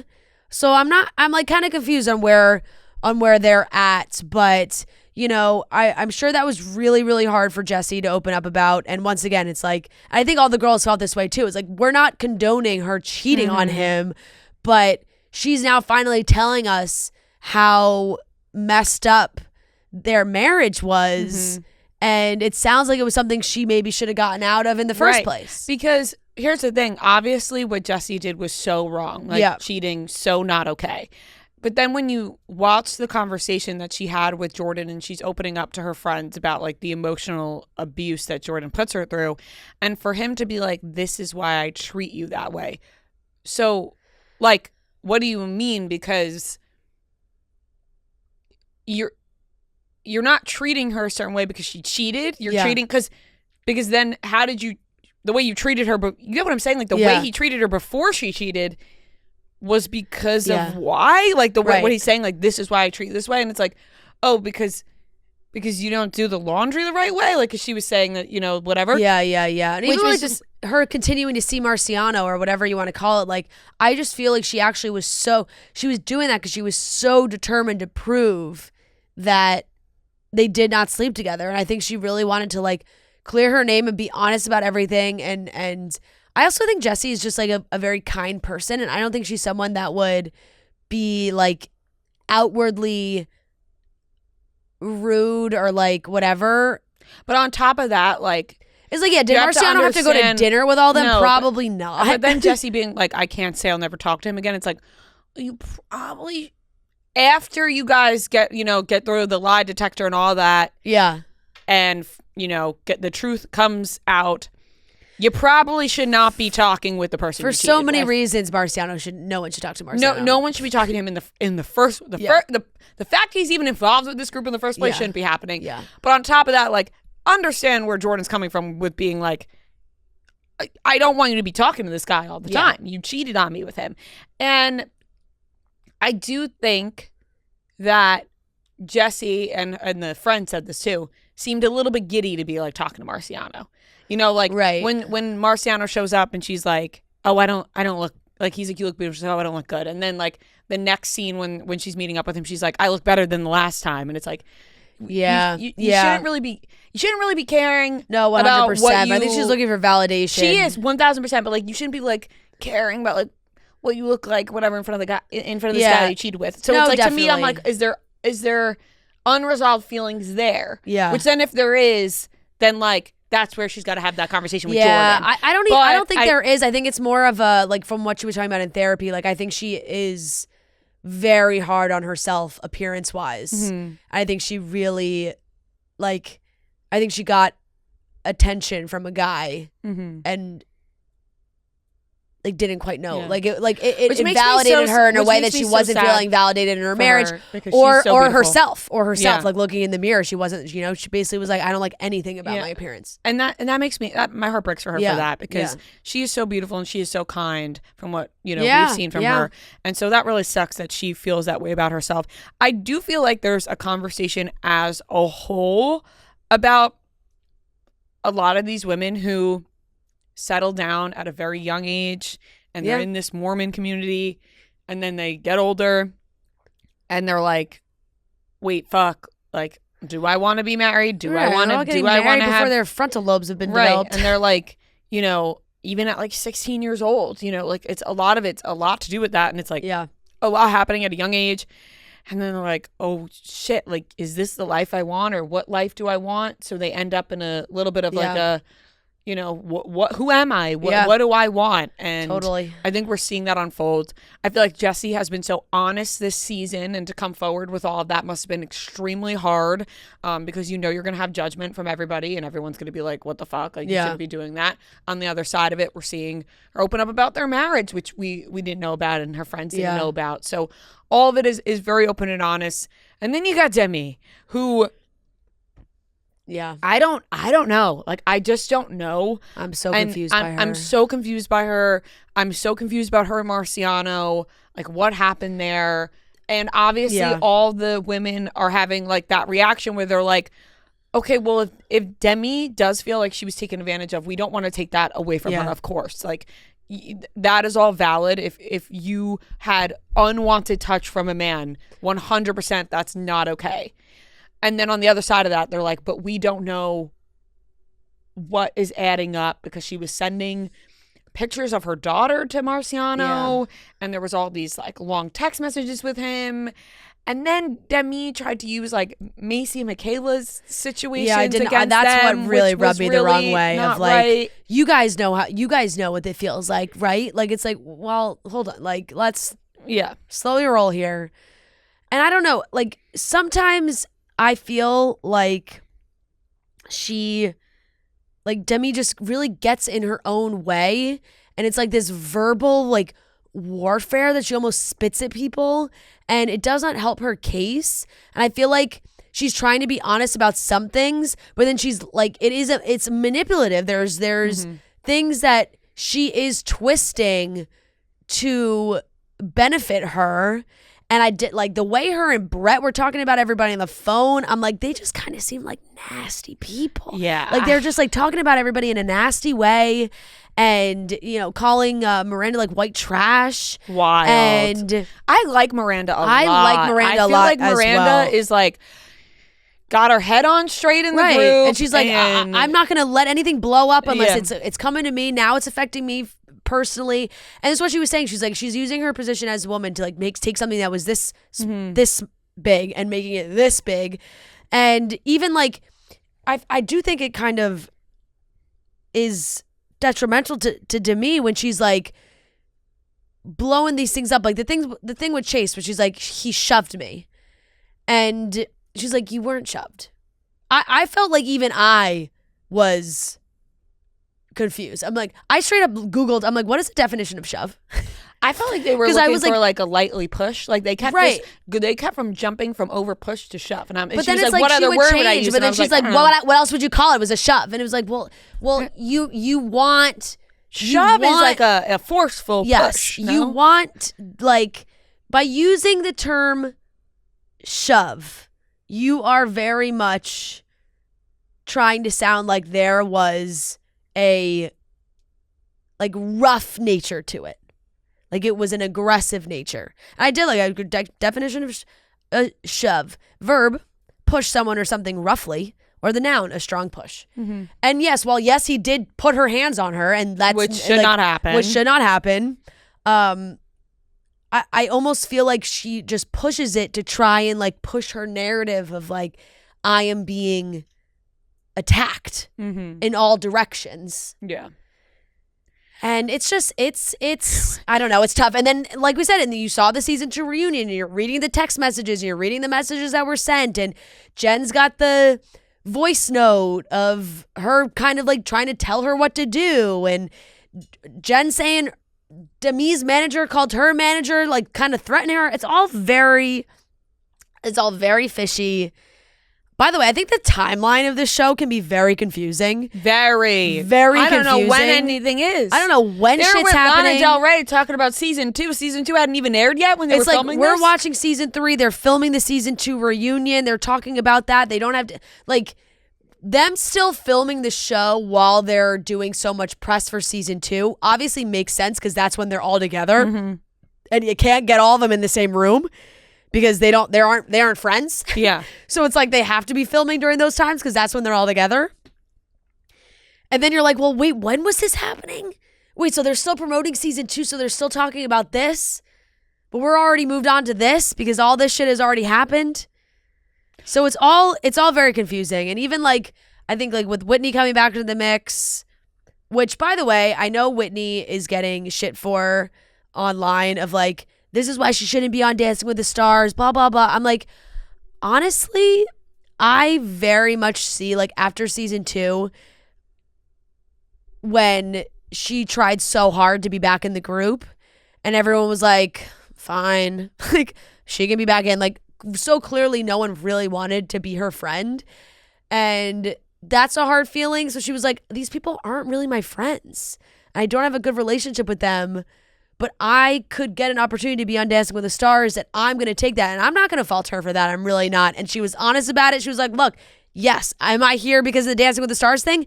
100%. I want to be on Dancing with the Stars. What I don't understand is when Jen is like, is she here for the right reasons or just fame and fortune?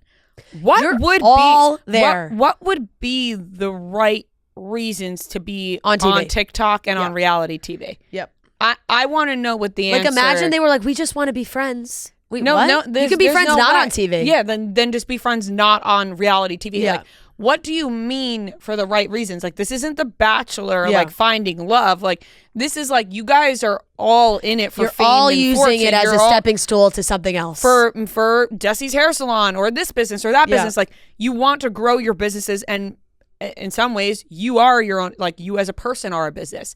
So Whitney sees herself as a business. She's like, I want to get these opportunities. I want to be on Dancing with the Stars. And she's honest about it. She's like, yeah, I came back to be on Dancing with the Stars. So I don't understand the argument of here for the right reasons when it comes to mom talk, because they're making TikToks and being on reality TV for money. Yeah, 100%. So I agree. It's like when and here's the thing. I don't want to, like, now this is becoming like a deeper conversation, but like, yes, of course you can make TikToks if you want to, just spread love and cheer and joy and all those things. Yeah. Of course, that's part of the fun of it. Like, you want to entertain people.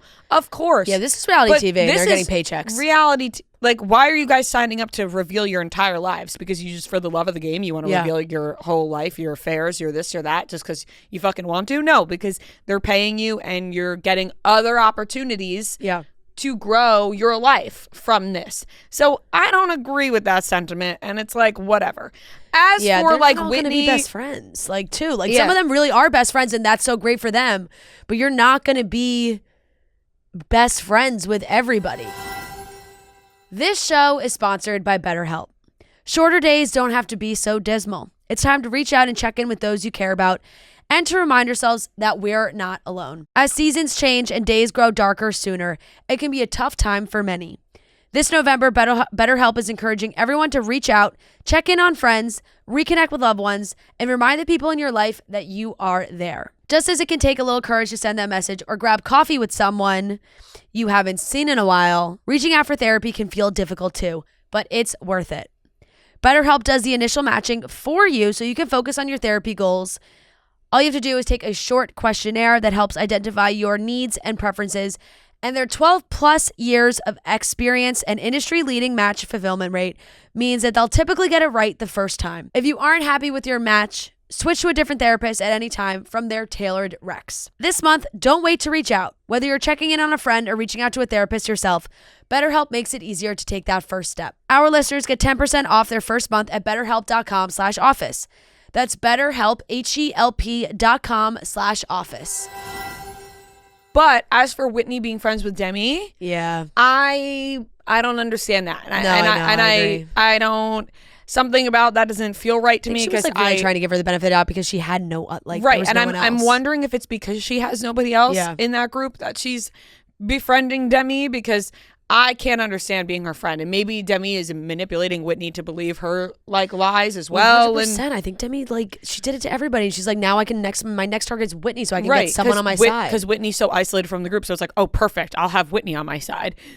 I feel like Witney is lost in that aspect of like who she's friends with, who likes her, who doesn't like her, whatever. But when it comes to like the business stuff and Dancing with the Stars, it's like, who fucking cares? Like, yes, oh, she's open and honest about her goals of wanting to like be a star. I mean, like, on any other reality TV show, like, think about Next Gen. Mm-hmm. Like, all those kids like knew each other, but some more than others. Some are just meeting on the show. Why are they on reality TV? It's because they're getting an opportunity to be on TV. They want to use it. So it's like, yes, granted, Mom Talk, they all were making videos together beforehand. So it's like, yeah, they were all friendly and all friends. But now they are on a show that is a business, and it's a massive show, and they're getting these insane opportunities, and not everybody is going to get the same opportunities. Some people are going to get picked. Like, Taylor's going to be the Bachelorette. Mm-hmm. You know, like, they clearly, ABC and Disney, you know, unscripted as a whole, loves the Mormon wives. They love what they're doing. They want to put them on other things, and they're going to get other opportunities. And like, it is kind of the whole show. While yes, you do want everybody to be friends and to be able to talk, but those girls haven't exactly been like the best to Witney. So it's like, I don't really know why they have to pretend like they need to be great friends. So yeah, when it comes to the friendship stuff, I'm like, I you know, you don't know what's going on behind the scenes and who's saying what to who when the friends, and like I don't like the fact that like just Demi just really rubs me the wrong way. So that does not help Witney's case. But when it comes to wanting to be on Dancing with the Stars, all for it. No, I'm kind of hoping maybe she has a realization with that, because even it seemed like Connor, her husband, was kind of like, this doesn't seem like it's all adding up. You know, like it just seemed like everybody was having that feeling. So I don't know. I do appreciate Witney like being the friend that's like, hey, like I'm going to be there for my friend, and she is my friend, and I'm going to try and be there for her. But at the same time, it's a tough go for whatever. I'm also like, why was Demi asking for 3 times more money than everybody else? How about Demi being like, what was it like fucking Marcion? Yeah, I did not like that. I did not like that.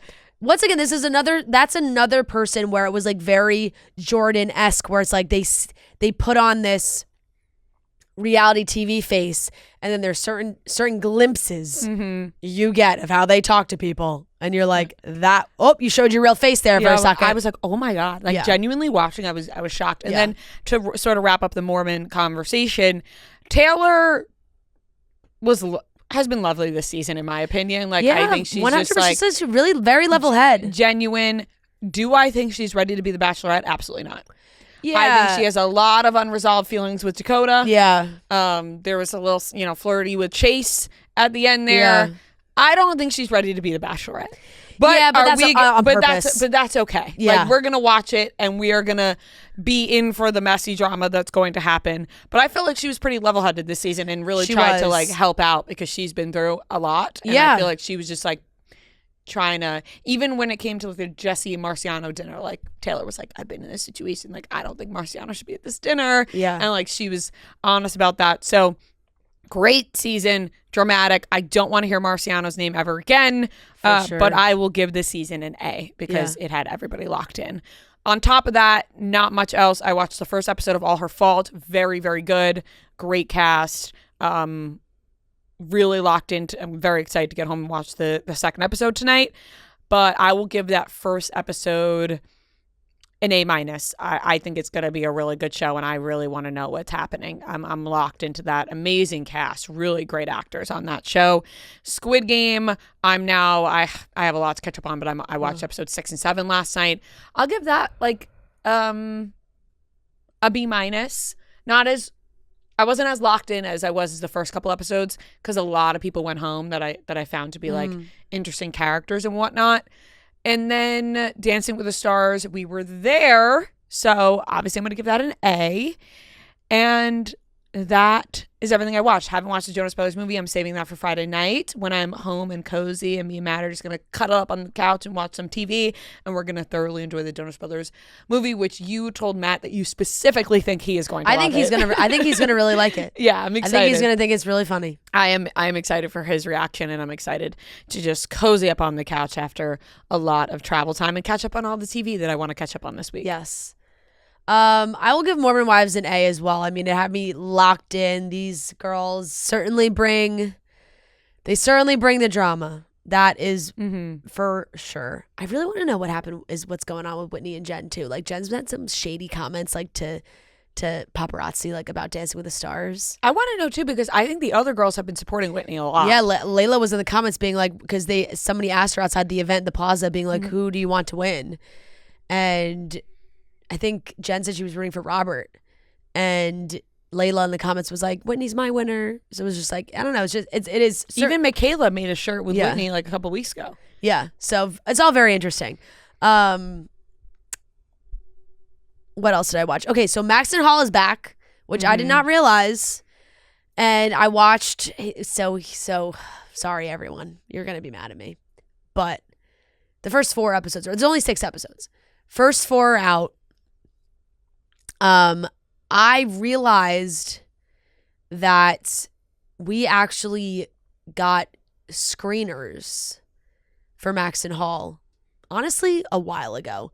And I forgot about it because when I saw the release date, like when the email came in about the screeners and I saw the release date, I was like, and it was only the first 3 episodes. I was like, I don't want to watch this now so far ahead of when they actually come out. Because then I'll either forget or I'm like, it's such a cliffhanger to watch, not have it week to week and have it be like almost a month plus. So I kind of forgot about it. Then when I saw the season was out, I was like, oh my God. So I watched everything that was out. And then after I watched that, I was like, I have to know what happens. So I watched 5 and 6 via screener, which I will obviously not talk about. I can't. But it's so good. And the problem also was the screeners were actually in Oh German. my God, I died when you told me this. The screeners were actually in German with just like the English subtitles. And I was like, fuck it, I'm watching it. And everyone has their preferred way. Some people do like to watch it in German and have the subtitles because it is also dubbed over in English, which is what people watch. And let me tell you, it's also interesting to watch it with dubbed over in English with the subtitles because they're different. And obviously like when you dub it over, you need it to be condensed to where it's like the same amount of time that the people are talking. Yeah. So it's not like probably full accurate translation, but God, these two have some serious fucking chemistry, let me tell you. And I was deep on TikTok being like, are these two together? Like, what's going on? Because God, if they're not, they should be. And I know I'm not the only one that thinks that. And I honestly saw one blind item. It could be the most made up thing ever. That was like, he broke up with his long-term girlfriend in June, and she was also dating some German rapper, and they broke up, and now they've been seen around a lot together in like the last couple months. And I was like, yes. Yeah, like, maybe it's happening. Oh my God, they're so fucking hot. It's insane. He's so hot. She's so hot. Their chemistry is out of this world. Won't be giving away any spoilers or anything, but this fucking dad is as evil as it gets. Nothing like an evil dad in a TV show. Yeah. This guy is fucking evil. Evil. He's ready to ruin this poor girl's life. And I am proud of James for getting up there. He's at this event. He's talking about his mental health. It's like the elements of it are very like they don't really dig too deep into it. But like he's up there talking about his mental health. His mom has died, and he's trying to process all of it. And the dad's like, and all these old white men are like, his little outburst is going to cause problems for the business. Like the business is plummeting because he shared his feelings. So sometimes a lot of the storylines feel a little outdated.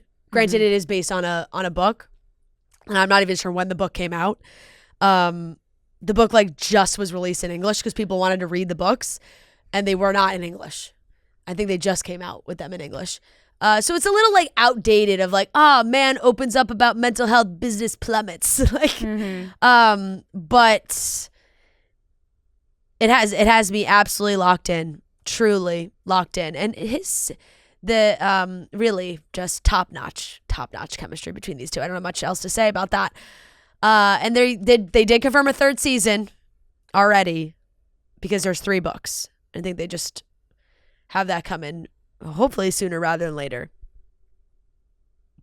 I will give, it's a B+.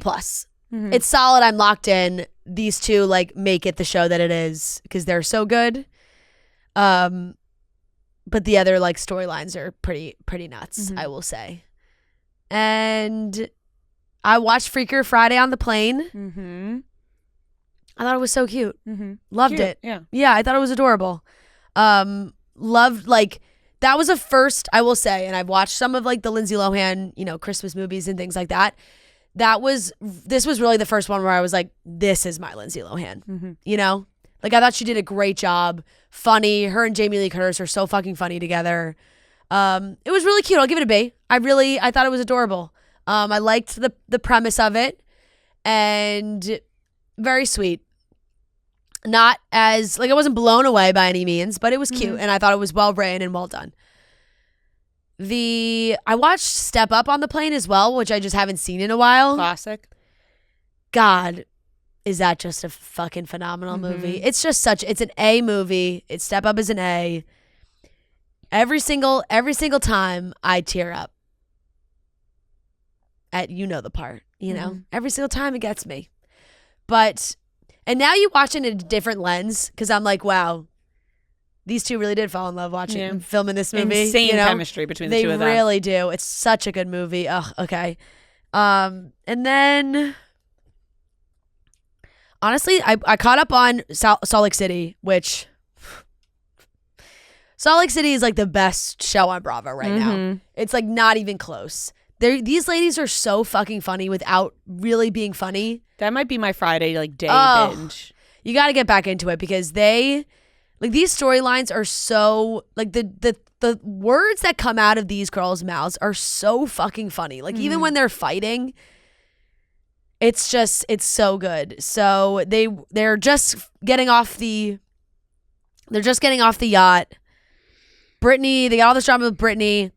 The fact that nobody filmed this flight that apparently they were on, that Meredith lost her shit on this flight, and no one filmed it, is mind-blowing to me. Like, that none of them pulled out their phones or anything, but there were no cameras in it. It is what's causing the drama because Meredith's like really trying to downplay it, And it's so funny because all the other girls were like, Meredith, we were there. Like you're trying to spin something that it wasn't that big of a deal. We were there. Like Mary has a very sit down conversation with her at the end of the episode where she's like, Meredith, like I'm trying to be your friend here. Like I heard you.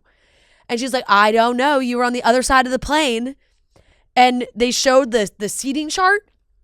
It was just like they were in first class where it was just the 2 double seats.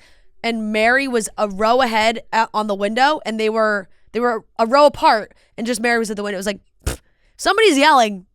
You can hear them. Yeah, for sure. You can hear them. And she's like, I thought Brittany had her headphones in. I didn't know she could hear me at all. It's like, oh my God. It's absolutely nuts. It's ludicrous. Obviously, they could all hear Meredith screaming about Brittany. Brittany was in shambles about it. Absolutely nuts. So Salt Lake City is an A. Like it is so good. These last 2 episodes have been fantastic. And at BravoCon, Andy teased that this episode on Tuesday is like his favorite ever. Yeah. His favorite franchise right now is Salt Lake City. Yeah. So I'm really excited to watch that. I caught up on all the Chicagos because now we're heading into our fall hiatus. A little bit of a break now. PD's like a C. It's just like been okay for me. I haven't felt connected to any of these new people. I don't know what it is. It's not doing it for me as much. But Med and Fire, I'll give B's. Very good. They always kind of like leave you being like, ooh, something juicy is gonna happen here before the fall break, little fall break. And then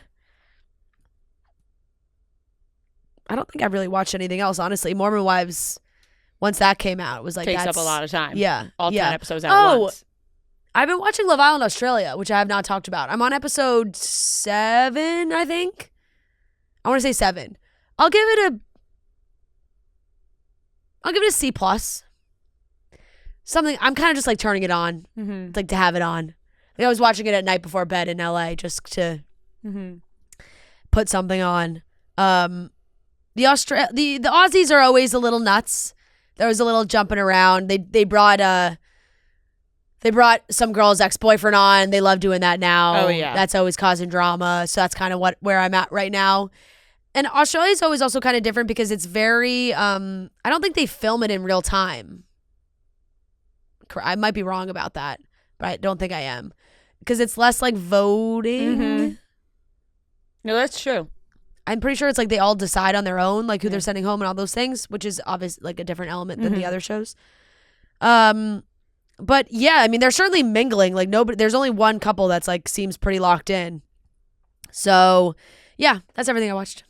All right. Yeah. I got a lot to catch up on this week. I'm excited Same. to have some downtime and catch up on a lot of things. I want to get back into Salt Lake City. Need to watch the Jonas Brothers. Oh, I didn't rate Jonas Brothers. Oh yeah, you have to.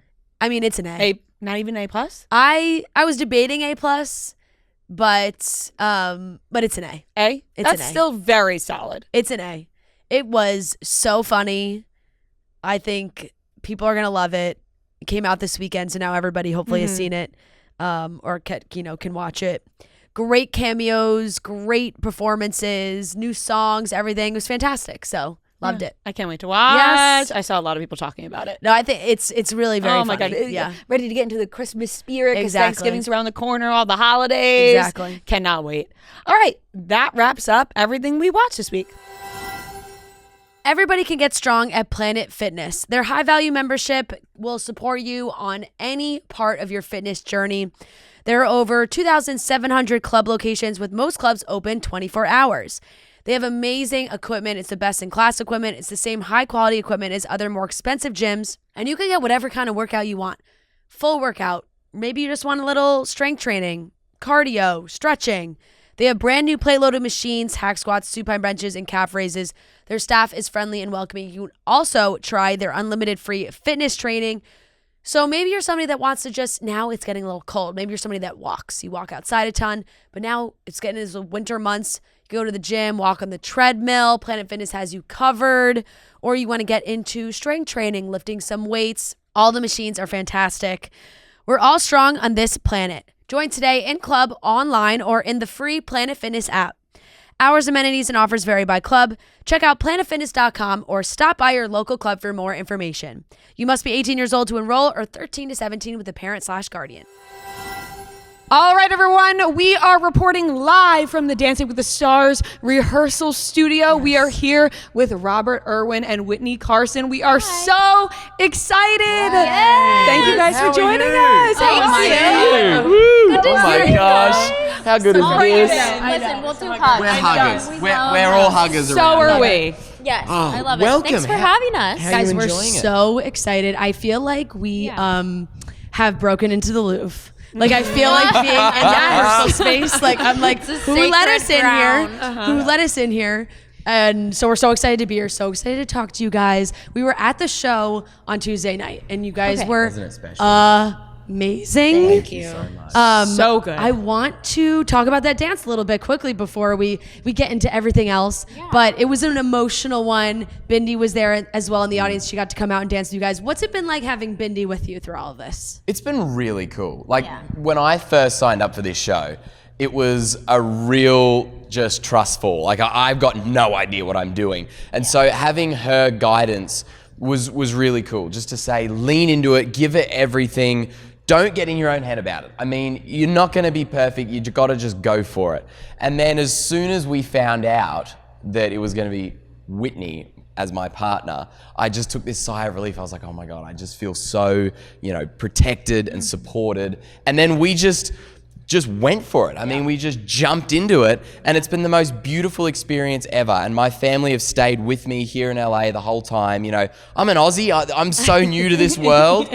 But I just feel like I've got this community with me, and I've gained a new family member in Witney. So it's been amazing. It's been so supportive. It was really special to have her and Grace in the rehearsal space with us too, because they just brought another light and life to the studio, and you could just tell how much she loves you and how much she's proud of you. Like, it was just sweet to see their dynamic as well, and they're just. I love it. It was funny having Bindi and Witney in the same room, because it's like both my older siblings now are like ganging up on me. Yeah. But it's fine. But that's the best loving way. That's how you know you're close too. Yeah, exactly. Oh, I love it. Robert, you have brought all of us to tears many times throughout this journey. Dedication night was so beautiful. The dance on Tuesday night was gorgeous as well. And you were surprised at the end with the visuals of you and your dad. Can you talk about that? What was that moment like? Because people have been wondering, he was taken aback by this. How did you feel? Yeah, well, it was interesting because I had word that there was going to be something at the end. And they said, how much do you want to know? I said, like, I need to know sort of the vibe of what it is I'm going into. But I said, I want to let it happen. I want to let it just happen naturally.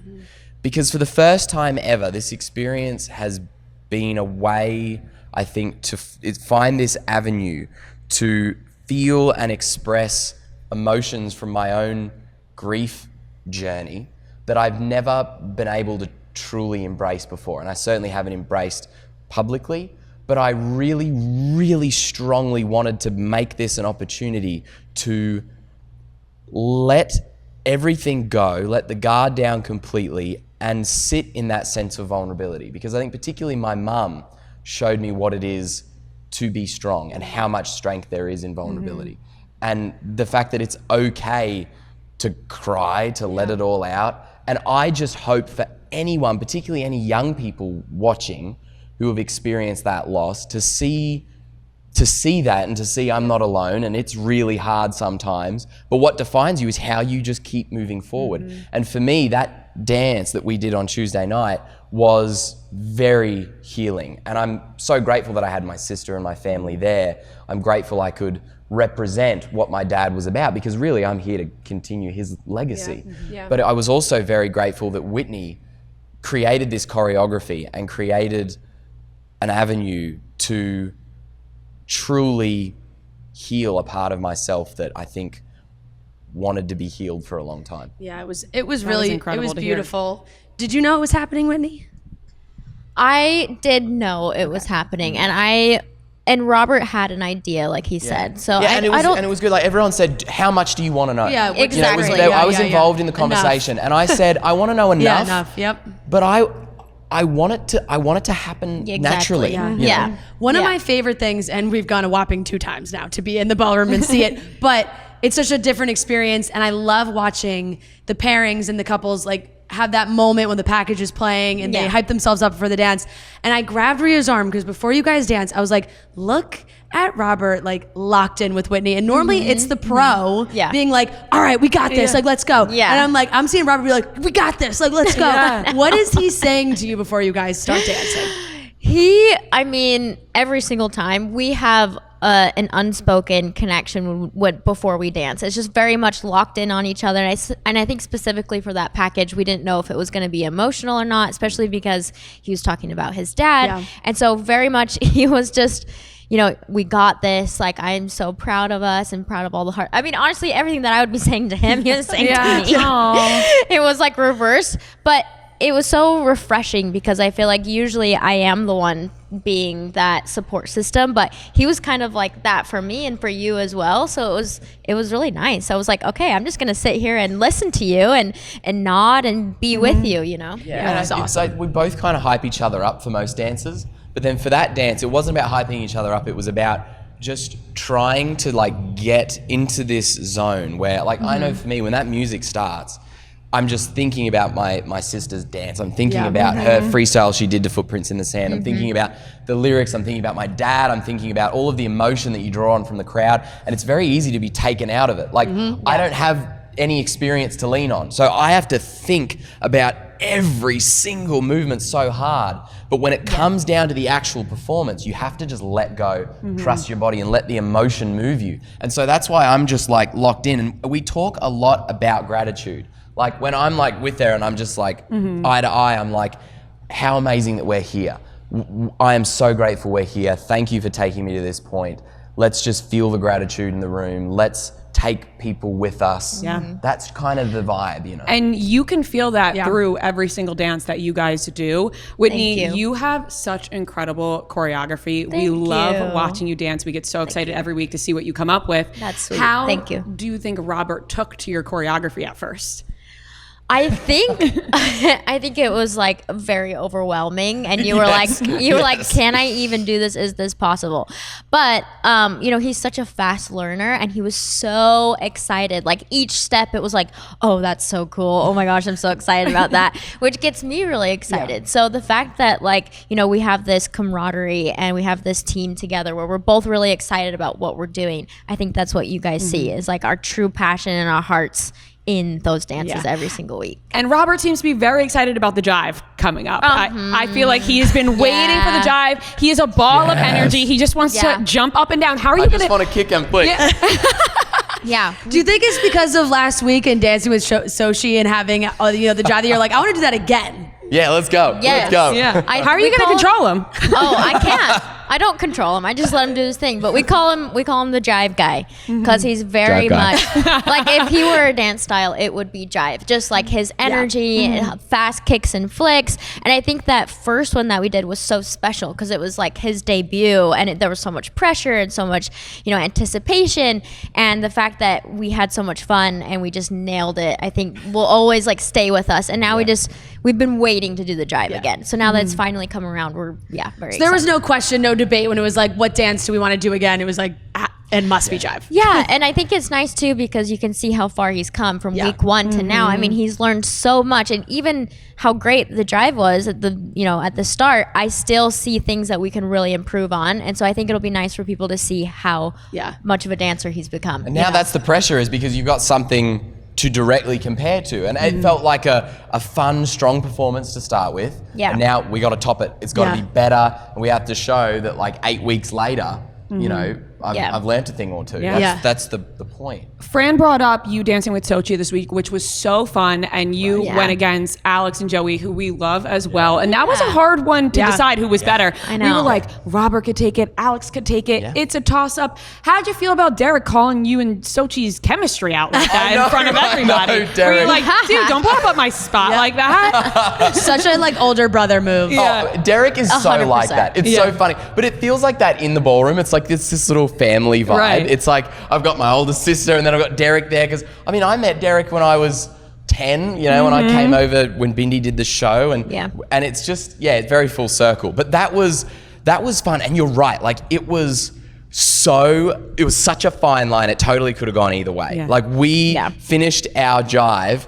and it was just so much fun. And I remember just looking at Joey and looking at Alix. Alix is amazing. And I'm just like, oh my gosh, no, I don't know what's going to happen here. But we were very grateful that we could win that. But honestly, like the competition this year, everybody is giving it every ounce. Yeah. And we're all like looking out for each other. Yeah. Like there's, I know it's a competition, but it really doesn't feel like that. It feels like we all just want each other to succeed. And when we do succeed, we're all just really happy for each other. You do give off that energy, Val. Like, we're all just having fun. I know. And Whitney's like, I want to win. I was like, Literally hold on the on. shoulder. It's a competition. I said I know, that it's to like, Alix, but we wanna Alix win. and Joey before we went out. I'm like, Alix, you got this. You're taking this. Yeah, we like, always support. and they're like, of course. this- Yeah, of let's- course. And I was like, it's not a competition. Let's just have fun. And then Whitney's like, it is a competition. You're I like, know, I was like watching their every move, like, come on, you guys, come on, you got Right. this. So when they did win, I was like, yes. Was that hard for you? go. Like, just letting your little fledgling fly? It was one of the hardest things ever because I love to be in control and like, you know, making sure that you're doing the right steps. So just to have you two just go off on your own, I was just like, I was also very proud though, because you led her very well. And She's an incredible dancer. you guys too. were amazing. So I was very proud. You did. You won, which was How good great. is that? I mean, how how good is that? amazing is that? and you remembered it's a competition. Yes. Yes. Remembered, yeah, I guess. Whitney, you got to talk to Prince William, which was like crazy. They were watching this on Dancing with the Crazy. Stars. How'd you feel after that? I was in pure shock. Like, I just kept saying, like, did I even say anything of worth? Like, I don't even know what I said. Like, I can't believe that he spoke to me. Like, he actually said my name. And I was just, for a second, I was like, is this Prince William? Right. Because it was such an... It's just a guy that looks Like, a lot it like was him. Or such- AI. You're like, AI? I don't Yeah. like someone who looks really so much like him, but it was just in a casual setting, so it didn't feel like it was actually Prince William. But I was in pure shock, honestly. It was really funny though, because like I said to him in the Earthshot Prize team, because he's over in Brazil, you know, doing the Earthshot Prize is like the biggest prize in environmentalism, and I said, I'll see you in Rio, because I'm doing Dancing with the Stars, but there's no way I'm making it to week 9. Like, I can't dance. There's no way. So I'll see you there. And then I had to be like, I'm still in the competition. I can't make it. So it was very nice of him to Zoom and say hi. But like that week, it felt so fitting to have that conversation with him, because it felt like that week, it was a dance dedicated to my dad. And like who I am and what I do is I'm a conservationist. Like, you gotta, like, I say this to Whitney all the time when I keep messing up my steps. I'm like, Whitney, don't forget, I'm a zookeeper. Yeah. This is not what I do. was like, I jump on crocodiles. Like, this is very different. And but really, I felt like I could represent, you know, my charity, Wildlife Warriors. You know, our work that we do at Australia Zoo. I could kind of work that in that week. Yeah. It was like that way of saying, this is me and my story and this legacy that I continue. It was very special cool. to have him involved in that. Very cool. We do have to wrap up. I have one last question because I've been dying over from the beginning the TikTok content. And Robert, you filming on your phone, that is like, you have maybe the oldest man phone case I've ever seen in my wanna life. see It it? flips Hang on, hang Can on. we see it in real time? over, and I'm like, He might be I'm like, 21, what is this? but he is an How old long man. have you All right. had this? He's an Long old man. time. Can it even And you fit in your pocket? open Hold it on. like this. You're like, Yeah. Hang on. I know. Hold my. Hold my mic. Here it is. Yeah. But look, Wallet's in there. Yeah. Yeah, let me cover that. Cover that. But it's got all of that in there. Yeah. It's got. Here, I'll hold it for you. It's got okay, and then yeah, and well, then, you need 3 people to hold It's your phone. it's a case. full book. But then, Like when but you then film look, a video. Look, when I film a video, I can set it like that. Oh, yeah. And You can watch and TV. I can watch TV. And Look, you can I also put it my on his hand, wrist. Doesn't fit, but you know. Guys, And he might be it's 21, but he's an old man. He's an old old soul. soul. Great. Old And soul. it blocks EMF radiation, go. and it's very It's cool. got everything you Very need. cool. It Thank does. you. Extremely high Whoever tech. makes that phone case is very happy that you Yeah, right. all of that. That's so you gave true. them a free ad. Wow. So Hang on a true. minute. Hear me Hang out. on. Yeah, right. Hang on. Leather-bound phone cases should call you up. Okay, thank you guys so Yes, much for thank talking you to us. so much. We're so excited. We can't wait to watch you in the semifinal. Yes, we we're are so rooting excited. for you. Yes. Thank And we're you. pumped. Thank you guys Thank so you much. guys. See you soon. All right, everyone. Once again, we are reporting live from the Dancing with the Stars rehearsal studio. We are joined by Whitney Leavitt and Mark Ballas. We are so excited to have you guys here with us today. Thank you so much for making time for us. Thank you for having us. You guys are just phenomenal. We just got to start off by saying you two are just phenomenal. Wow, thanks, Maria. Thank you. How are you feeling going into the semifinal? I'm gonna be honest, like I'm so grateful to have made it this far. Like you just never know because the end is inevitable. But every single Tuesday, I'm like, just give it my all because you don't know when it's gonna end. It's like bittersweet. It's like you're so excited to perform, but then elimination comes around. You're like, this could be the end, or we could be going into next week. So I'm stoked. I'm stoked for the semifinals.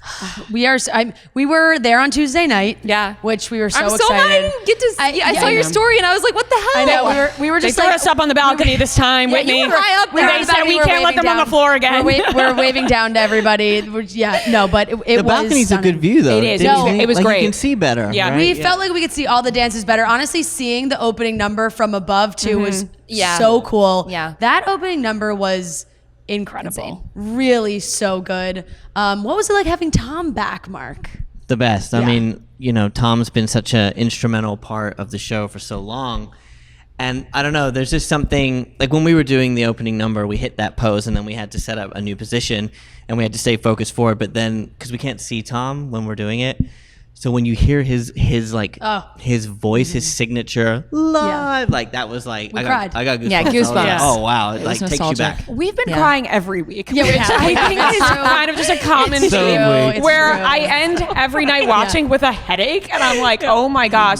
But we have loved watching you guys. We are always like, Whitney and Mark are almost too fucking good. Like, you guys are just incredible. Thanks, Fran. Mark, this upcoming week is Prince Week. Yes. And so this is a lot of music detail. How excited are you for people to hear what you've been working up here? I mean, I'm excited because I love Prince. I grew up listening to Prince with my dad. Like, I have memories of like car rides with my dad listening to old records like Earth, Wind and Fire, Michael Jackson, Prince. So Prince was in heavy rotation in our household.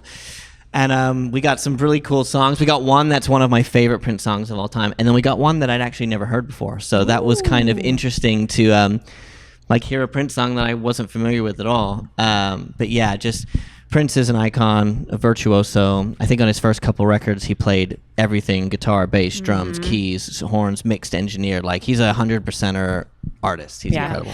And I've been loving your TikTok responses to people being like, Oh, I stopped doing it. well, we're you know, semifinals, finals, right around the corner. You're like, I gotta pay attention. I gotta focus. But I love when you responded and you said, we can all do this. We all have the option to play around with the music, and you're just fantastic at your job. Thank you. I appreciate that. You know, it's true. It's like, and loads of people are doing it. I just don't know if it's been documented before. Like, coming into this season, I was like, well, it might be fun to show a little bit more of the process.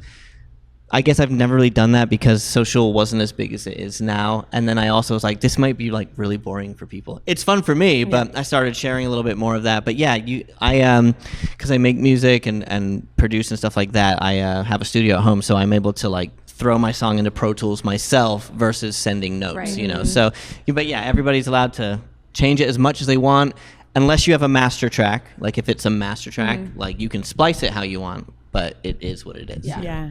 When you guys get to pick a dance to repeat, Yes. why did you pick the dance you chose?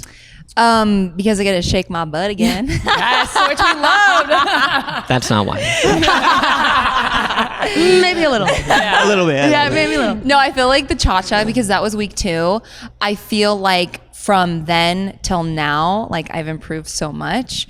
And that, I just feel like there was so much bad technique shown in that dance that hopefully people get to see improvement when we do it again. Yeah. I think the thing too is like, And I get to shake my butt. And you get cheated out. As someone who's been doing this for so long, like it's hard sometimes to, like, because I've seen that's been some of the narrative. It's like, oh, you started good. I haven't really seen improvement. And like to an untrained eye, I can see why someone would be like, oh, you know. But what you're seeing with with someone like Witney is that she's a dynamic performer. She has something I can't teach. I can't teach you how to be like, get some. Yeah. You either have that or you don't. Which she has. You can develop it. Yeah. But like, you know, when she gets out there, all that stuff is coming from here. From within. You know? Yep. So when I watch the cha-cha. They've seen it on the show. Right. So, it's sassy. It's fun. And for a dance like cha-cha, it's super appropriate. But when I watched the first cha-cha back, like literally first move, fell out of her turns. Turns were wide. Wasn't tight on its base. And then if you watch her turns in her Argentine tango last week, how she entered in stuff on a dime, on a pin.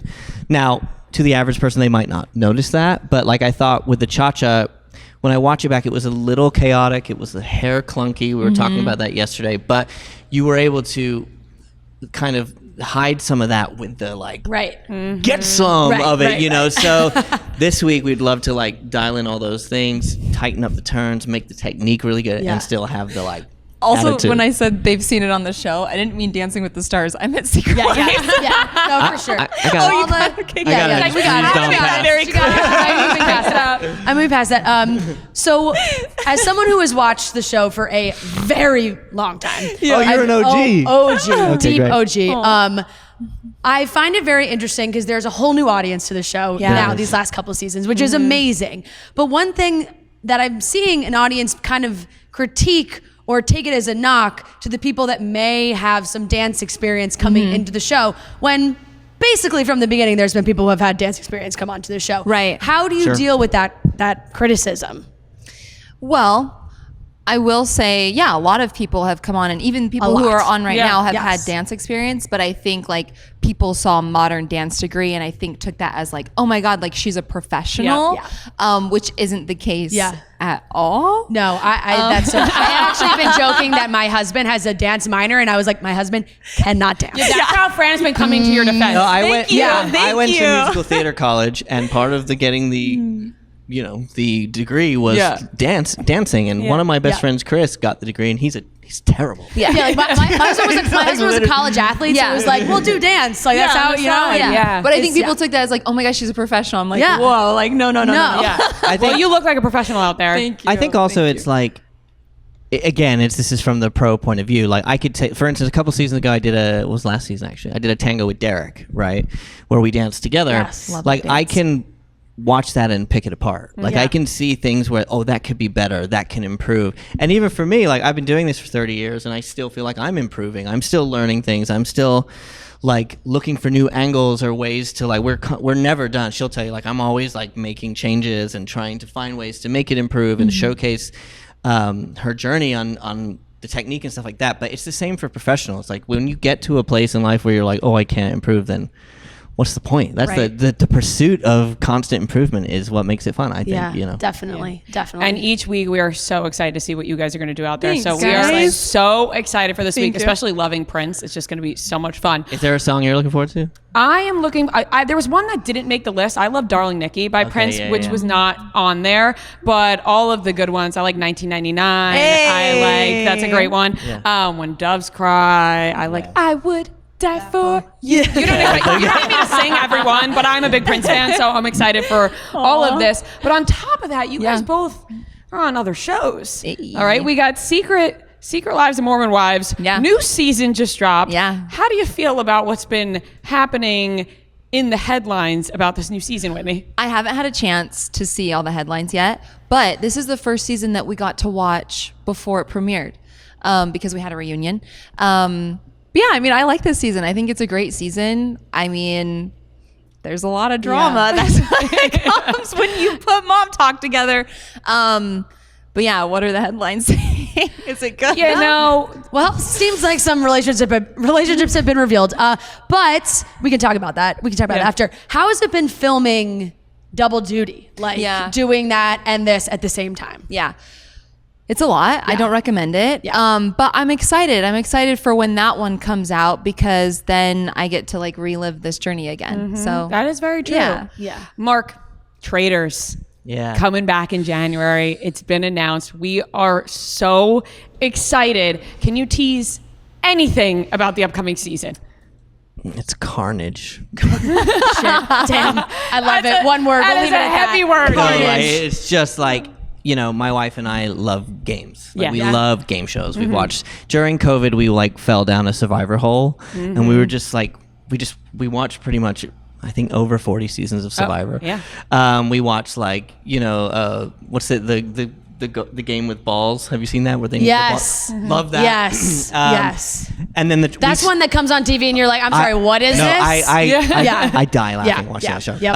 And then The Traitors, like I stumbled on it by accident, seemed like fun, and then we were like, oh, this is like Mafia meets Survivor, murder mystery. So we became big fans, and then when I got the call to be on it, I was like, no.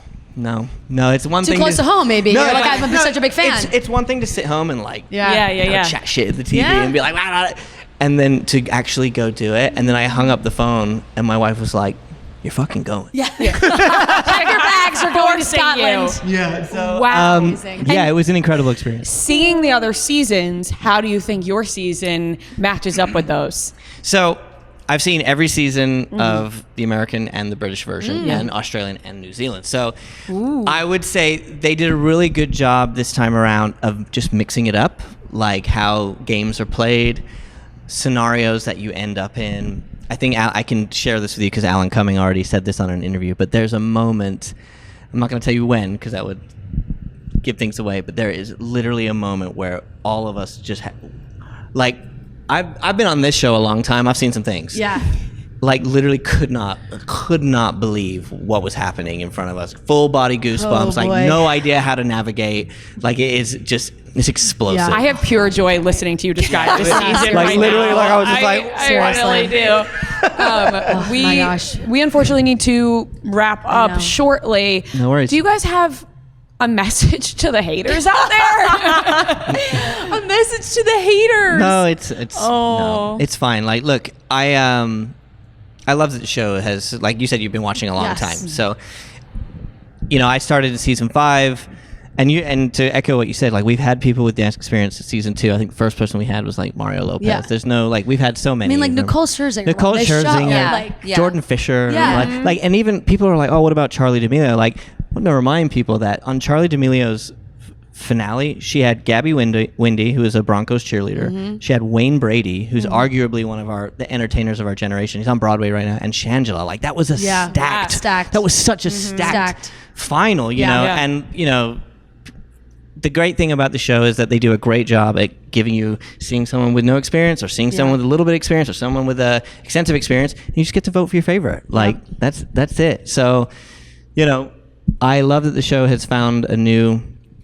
I don't Fan know. base. A new Yeah. fan base. Yeah. It's great, and I appreciate the passion. Yeah, You know, so and that's everybody good. is passionate. The last thing I'm going to ask quickly, Whitney, will Connor be dressed as Prince in the audience this Oh week? my god. I just gave him an idea? Oh my god. What if he shaved his beard, Beard? like Prince? Please. I Please. Yeah. Like, Okay. Well, I now wouldn't we're going to be expect looking for anything it. less. I wouldn't. Honestly, same. Yeah. We're expecting Yes. Connor to dress up and for you to shake your ass. That's right. Exactly. That's right. Well, we are so excited to watch you guys in the Thanks, guys. semifinal. We are It's going to so be amazing. excited. You have Thank been you. fantastic. Thanks, so guys. good. I go Season back long. and watch your dances over and over Yeah, again. seriously. Like, they are Thank you. phenomenal. So we're rooting for you Thank guys. you. What was your Thank you so favorite much. Thanks, one? Fran. Samba. Shake Samba. your ass. What? Watch Yeah. yourself. Shake. You know the amount of times I'm in the mirror trying to do. I'm like, I don't have the funky pants. No, I I'm a don't sucker- have the funky pants. I'm a sucker for an Argentine tango. This past week was Yeah. That one incredible. was. No, when that we was got one of my the favorites. mystical song, I was like, Never. I'm never surprised on the show. I was like, wow, still, Yeah. after all these years, they find a way to surprise me. And that's what you were talking about with the.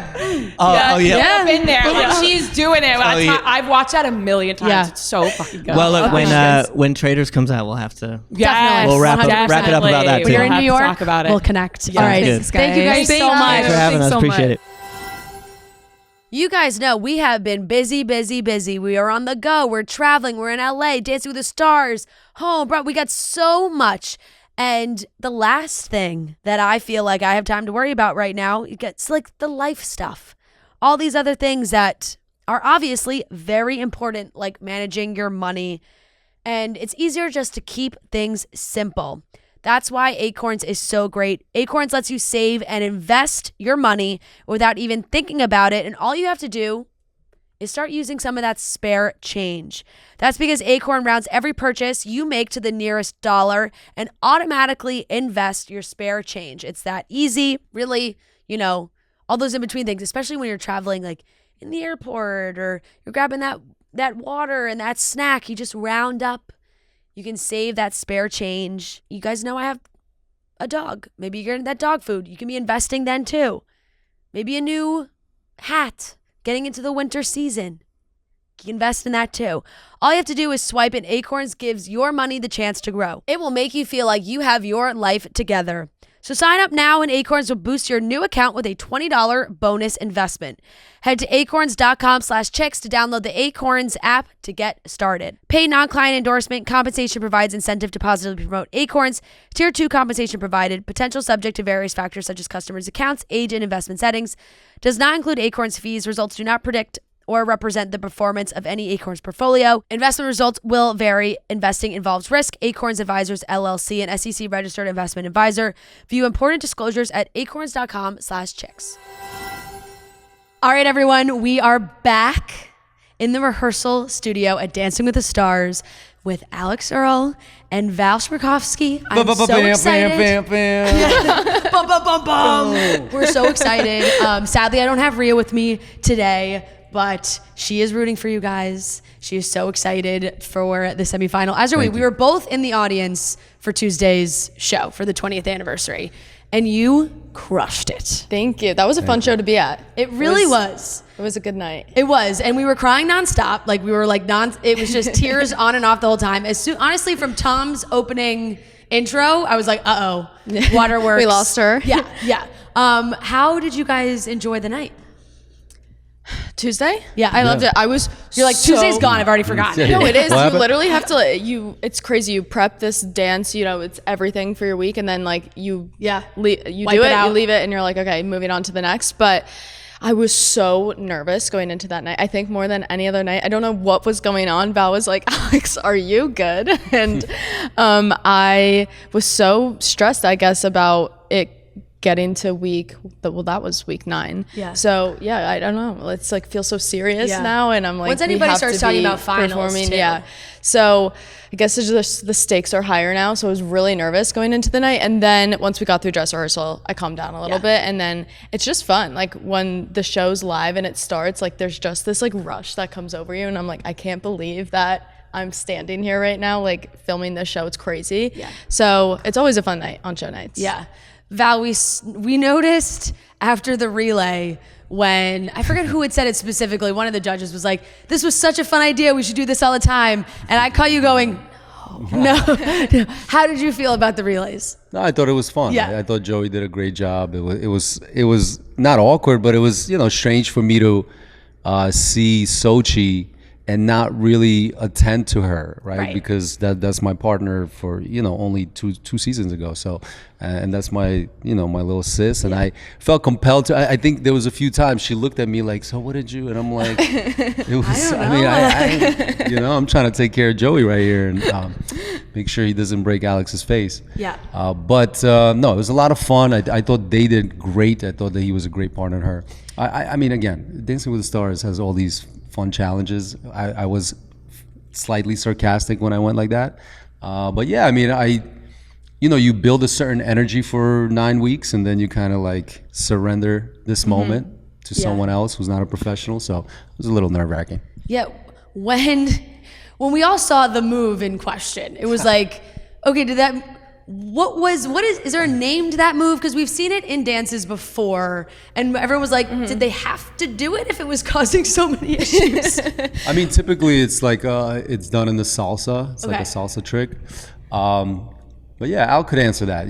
Alix every week looks at the routine and is like, well, what is it that I can do that can put my life in danger? And I was like, all right, well, perfect. Let's find something. Well, we actually were good on the trick day 1. Okay. We were going to do a backflip. Then I got kicked in the face and Val was like, we're not even doing this. And I was like, it's fine. Like I could do it. I swear I could get it down. And he was like, we're just taking this out of the routine. Yeah. Not worth it. And like, you don't need you in a face mask and Dylan in a face mask. Yeah. So then we tried this move and it was fun and we got it. And then it was the day Val wasn't here for rehearsals. Like I think Joey and I are both very like competitive people. So he's like, okay, so I'm going to jump higher. And I was like, and I'll wait even longer to go back so that we can make it more dramatic. And that's how things ended up happening. He flattened me. I got hit in the face. Freaking brave hard jump. That was the problem, is he just came at me too fast before I fell back. So it was just, Well, it was extremely relatable, like seeing you immediately be like, is my nose okay? Like what just happened? And seeing people like try and do it on TikTok or whatever they're trying to do, I was like, this feels like maybe don't try and do this.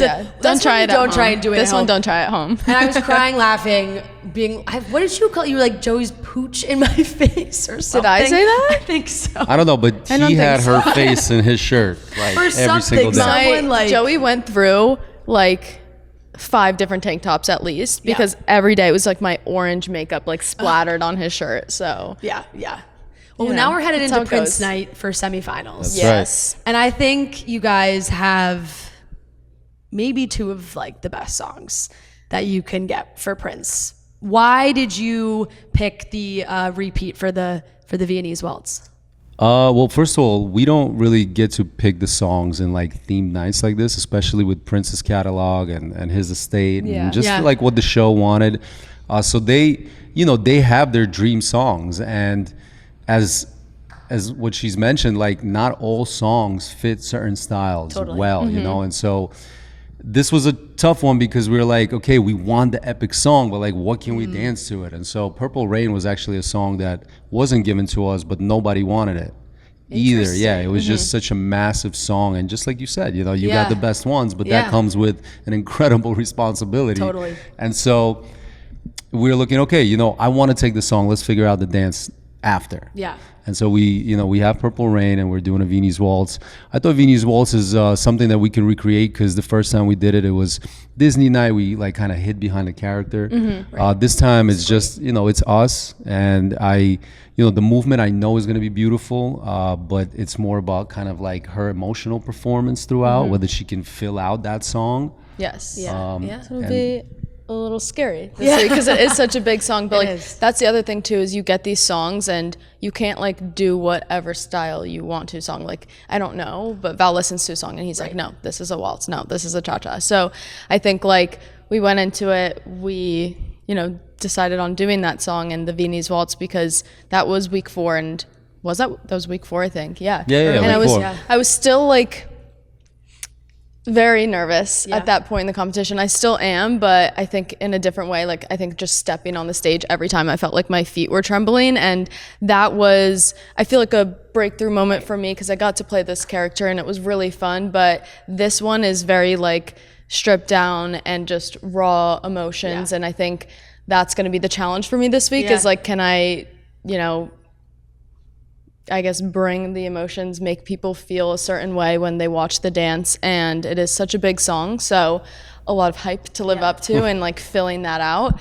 But I think it'll be really fun, and I want to show my improvement and growth from like doing it in week 4. Yeah, I think you're a beautiful ballroom dancer. First of all, like we saw it on Tuesday too, because the way that, and from watching the show for so long, I feel like there has been a little bit of a shift in the dances the audience loves to see. It's the tricks, it's the fun, it's like when you throw a little more current stuff in it, and then when you watch like a beautiful foxtrot or a beautiful Viennese Waltz, people are like, that was nice, but like they don't fully understand. But I think you do it so well. So I think you will crush the Viennese Waltz. It's gonna be great. And you guys have been such a fun partnership to watch. What were your first impressions of each other when you met for the first time? I was so awkward. I was like, they had to redo my walking in here like 3 times, because I was literally just like, hey. I was so nervous, but I feel like we hit it off right away. But everyone thought we hated each other at first, and I think it's just like we were very, I don't know, I guess we're both like sarcastic. Like, I mean, you just met. For me to put on this like show. It would just be inauthentic, you know. And sometimes there are personalities that do have that authentically. I'm not one of them. Yeah. You know, and she also happens to not be one of them. It takes me a minute to like, you know, day one of meeting him. I'm not like, you know, like we just met and like we did hit it off right away. But at the same time, like we're not that close yet. Like I don't know you that well yet. So it just took us a minute. We were just cooking for a second. We were just cooking. Yeah. Now we're eating. We cooked, now we eat. Exactly. What did you know about Alix's career before she came in? That's the thing. It's like my first impression is, you know, I had no idea really. I mean, I knew the name, obviously. There was so much hype with her signing on. Even when she came to visit last year, they were like, yo, Alix Earle is here, Alix Earle. I was like, who's, you know, obviously I heard Val's the name. not watching Get Ready with me on the day, so don't blame him. He's like, my algorithm's a little different. No, it's totally different. And even with the show, like off season, the last thing I'm doing is really this type of stuff. I'm watching football or other things. Anyway, the point is that obviously I knew the name. Obviously I knew the gravity of this person. I knew the importance that is now in front of me. So I was excited. My TikTok journey really wasn't on point until, you know, she came along. Now I'm popping on TikTok. But before that, again, another career, a second career. You know, like, can I be just completely frank? Like, I obviously passed judgment. You know, this is not my vibe. And what does she have to say that I'm gonna really be so compelled by? You know, so I didn't even really pay attention until I got to know her. And then, I mean, she's dope. And I understand why millions of people really love her very, very much. You know, because I'm like, how do you love somebody that you just know vaguely on social media? Just how authentic and how personable and how honest and how frequent she shows up as herself, I think is the reason why people gravitate. And I was like, oh, okay, I see it. And then I saw it, and then more and more. And now I just, you know, I have so much love for what she was able to give me this season as my partner, as now a friend, hopefully for a long time. I have an incredible amount of gratitude that she said yes. I have an incredible amount of gratitude to the show for letting me be her partner, right? Because there's a lot of pros that would have loved to be Alix's partner. So I really hope that I do that justice. I know what a big opportunity that is for me. And I've done it for a long time, so I know these opportunities don't come around that often. So I feel very grateful to So sweet. That was very nice. We spoke to Danielle a couple days ago, and she obviously was paired with Pasha, married to Daniela. There's, you know, fellow married pros, you being one of them with Jenna, and she kind of talked about how great it was to be paired with somebody that is married to another pro. Have you been able to utilize Jenna? Yes, of course. Have you utilized her? Have you utilized her talents and skills? Jenna's the best. She is like my hype woman. I mean, Val is obviously great and whatever, but you know, Jenna comes in with more of like, you got this, girl, and like, especially on like show days too. She's always there and giving me just little pointers that like is different, I guess, for Val, like with, I don't know, having a girl help you. Like, I'm like, can you help me like make this look a little like sexier? I don't know what I'm doing here. I'm limited. I'm like, touch yourself here. You can touch yourself here. That's it. I'm like, put your arm up. I can't put it up that high, but you should. So she's definitely helped in that way. And then just like being someone to go to and being another friend and support system. And she's also so brilliant and smart with everything, so it's been great to have her. I think it's more like I've, you know, capitalized on Jenna, because she's a part of, I would say, most if not all of my, you know, creatives, and then she assists me in choreography and helps me. And a lot of times, you know, there's, like I said, so much pressure with this responsibility. Like, I'm like curled up in a corner of absolute insecurity and uncertainty of any sort of creative decision. And, you know, you need somebody to like kick you out of it and be like, bro, breathe, you good, you're just losing perspective. And so, she's been very, very helpful. Yeah. There's been so many voices, I feel like, around this season because it's been so popular. So everyone's got an opinion. I love what you said, Val, about your brother, because you're like, look, he's my brother, but I have my own opinion. He has his own opinion. What has it been like for you to have some of these new pros in the mix? And I know Ezra is not new this season, but relatively new, and he's doing so well, and having Jan in the mix too. How do I feel about it? Yeah, having new young guns in. I hate it. They're coming for my job. No, No, I love it. Listen, I mean, this show is not mine. It's a thing that has given me so much joy, and I want to continue to grow it. And if I could still be of service to the show, then great. But there's so much talent out there, and to have it kind of arrive on Dancing with the Stars and flourish like Ezra, Jan, hopefully again next season, and so on. It's a beautiful thing. I love this show regardless of whether I'm on it or not. Yeah. It's good for the world. It's good for my life. Even like I said, outside of participating on Dancing with the Stars, I have dance studios that I own around the country. There's, I teach dance. I preach the gospel of dance. That is my life. And Dancing with the Stars just gave me a platform to do so. Yeah. But I want to see everybody shine. Yeah, definitely. Alix, what's it been like kind of having boots on the ground in one place for this amount of time? I feel like just from watching your videos, I'm like, she's on the go constantly, always traveling around the world, and you've had to be here throughout this whole process. What's it been like to kind of settle a little? Yeah, it was something that I was honestly pretty scared about at first, because since I was in college, I guess in my senior year, like there's not like a week that I'm not at the airport, leaving, packing. Like I live out of a suitcase, and I've never really had like a stable home. Like I'm always everywhere. So I think for me, getting to be in one place and kind of like put everything else aside and just, hone in on this and make this my everything has been really cool and really grounding. And I think that's part of the reason I've had such like a emotional experience throughout this, because I've gotten to spend time like alone with myself. Like I don't necessarily have like my bigger friend group here. I come home and I'm alone, and that honestly, just like those moments of quiet don't happen for me a lot, and I've loved it. So I think I've just been like able to do a lot more thinking and reflecting, and it's been really nice. It's made me think like, maybe we don't have to get up and leave every 3 days. There you go. That is nice. We have to wrap up. The last thing I want to ask you, because I'm obsessed with her, is how is little Miss Asia girl doing? Oh, she's the best. She is still recovering from her surgery, but she's starting to put a little bit more weight on the leg, and she's amazing. I have to bring her in here one day. I don't know why I haven't done that yet. I don't know. Am I allowed to bring a dog in here?